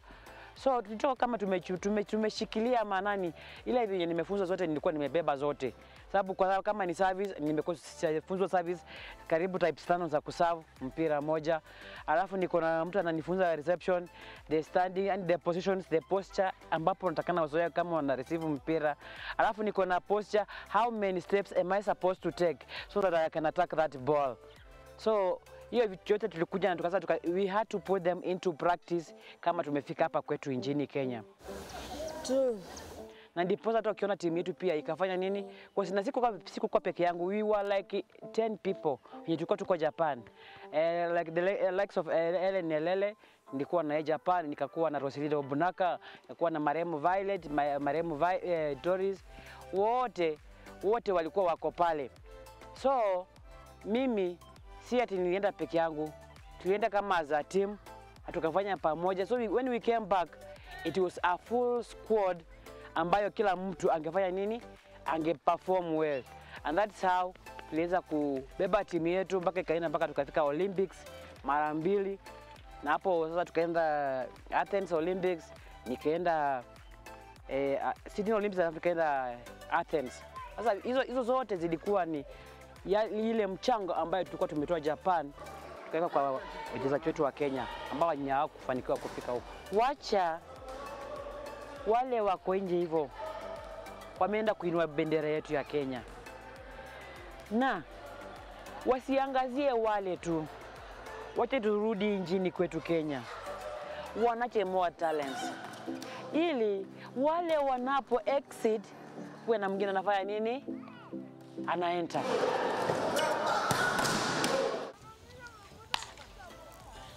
Jina yangu ilikuwa inatoka kila wakati, kwa sababu hapo nilikuja kupata jina Destroyer, jina langu la utani, kwa sababu mimi sikutaka kuona mpira ikihanya kwenye hewa. Kila kitu ilikuwa nikishika mpira ilikuwa imalizike na ikuwe ni point kwa timu yangu. Hiyo mpira kutohanya katika kwa angani kwangu, hiyo ndio iweza nikapewa hiyo jina Destroyer. Na hiyo ndio maana jina Ndasapa ilikuwa ina mention, kwa sababu nilikuwa nikikuza mpira ilikuwa ni point. Sasa kama kwa national team wako karibu wasichana 3 na nimewakojea Bulimbo Girls, they are in the national team saizi. Kuna huyu Shedi Shataka Mziko ako GSU, niko na Morgan saizi ni askari, niko na hao tena wanacheza KCB pia, hao wamepitia kwa mkono yangu. Ninashukuru Mungu kwa sababu wote wananipigia simu wanasema, coach, tunaendelea vizuri kwa sababu ya mkono wako kutulea sisi, tunaendelea vizuri. Kuna wale wako US, kuna Monica ako US, Nancy Wataka ako US, na hao wote walipitia kwa mkono yangu. So me I'm a happy mother sababu mimi at least niko na uzao wangu wa volleyball na zajivunia. Mimi namshukuru president wetu wa Kenya, ametuletea kiwanja Masinde Muliro Stadium hapa Bungoma. Hiyo stadium na pia ningependa kuomba watenge mahali ambapo volleyball watakuwa wakifanya mazoezi yao, kwa sababu football iko, rugby they can play in the same court, lakini watenge mahali ambapo wachezaji wa volleyball watakuwa pale, wataikuondoa watakuwa pale, na ile mchezo mingine yote, ili tukuze hizi talanta na tuendelee kubeba bendera yetu ya Kenya. Kwa sababu kutakapokuwa wengi ambao ni wachezaji wazuri, Kenya itakuwa na nafasi kubwa sana ya kushinda hata medali hata 20. Kila mtu nilikuwa najua nikitoka nje watu wa nchi yangu wana expect more kutoka kwangu. So kupanda kwangu kulikuwa ni kwingi kushinda kuteremka kwangu. Maybe kuteremka kwangu sasa ile ilifika mwaka wa 2008 ambapo kulikuwa na maneno kidogo kati yangu na afisi ya KVF na wakufunzi wangu wa volleyball. 1 week to the tournament, to the World Cup, I was the most valuable. I was given the trophy for the best and most valuable player. And then inafuatiwa hiyo siku nyingine wana name timu inaambiwa Dorcas, wewe umecheza sana, wewe uko na uzoefu ya timu, wewe wachia young players wafanye nini waende. Alafu nafuatiwa you are not performing. Then I was like, how am I not performing? Nyinyi mngeniambia tu niwache tu hii mtu, niwachie mtu aende, at least pia wapate exposure, lakini sio mniambia mimi si perform. Na waliweza kuniwacha kama tunaenda World Cup Japan. Lakini ikakuja ikafuatiwa, nilishukuru wana ripoti wa michezo kwa sababu walifuatilia kujua ni kwa nini Ndasaba iko kwa hiyo timu. Na ikakuja kujulikana kwamba Ndasaba ametolewa kwa timu. Na nchi mzima ililia Ndasaba rudi kwa timu. Baadaye nikarudishwa. Na hiyo ndio ilimark mwisho wangu kucheza national team. Sababu hata mimi siwezi jivunia kitu yote. Najivunia nini? Hakuna kitu naweza kujivunia. Maana nimekuwa kwa volleyball for more than 30 years. Na hakuna yani kitu naweza sema hii kitu nitoka kwa volleyball imenipeleka mahali fulani. Ile kitu naweza sema labda watu kumbuke. Si mimi wakumbuke mimi ndio Ndasaba peke yangu. Wakumbuke wale wazee wachezaji wa lakeball, volleyball, kila aina ya mchezo. Wakumbuke. Maana imekuwa yani ukiona mchezaji akizeeka kitoka kwa uwanja anasahaulika, hata unapata sasa ameingia kwa kunywa pombe, wengine unapata sasa wanafanya vitu yenye hazitakikani. Lakini tu ile na ombi langu tu wakumbuke tu wachezaji wale wakongwe, wakumbuke wenye waleta tu nchi sifa.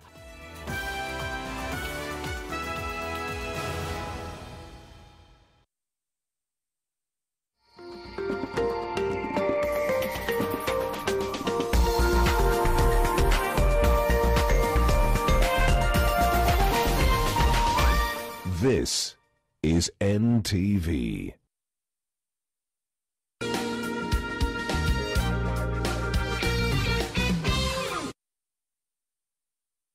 Karibuni. Hii ndio base ya the best local entertainment. Tell me where my money is. You don't know what they do to girls like you. Nakwambia mama Shantela amegeuka kwa mtoto siku hizi. Anabadilisha nguo kama mara 3 kwa siku.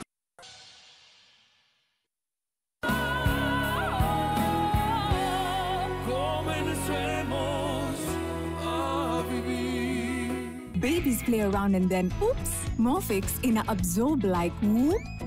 Imagine, haiwezi live in 50 different movements. Makofi to both babies and Morphix. Renewed Morphix, ultimate quality.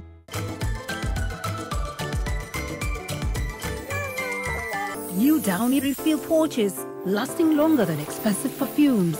Cap, store, and no need to add water. Serve with a Downy refill.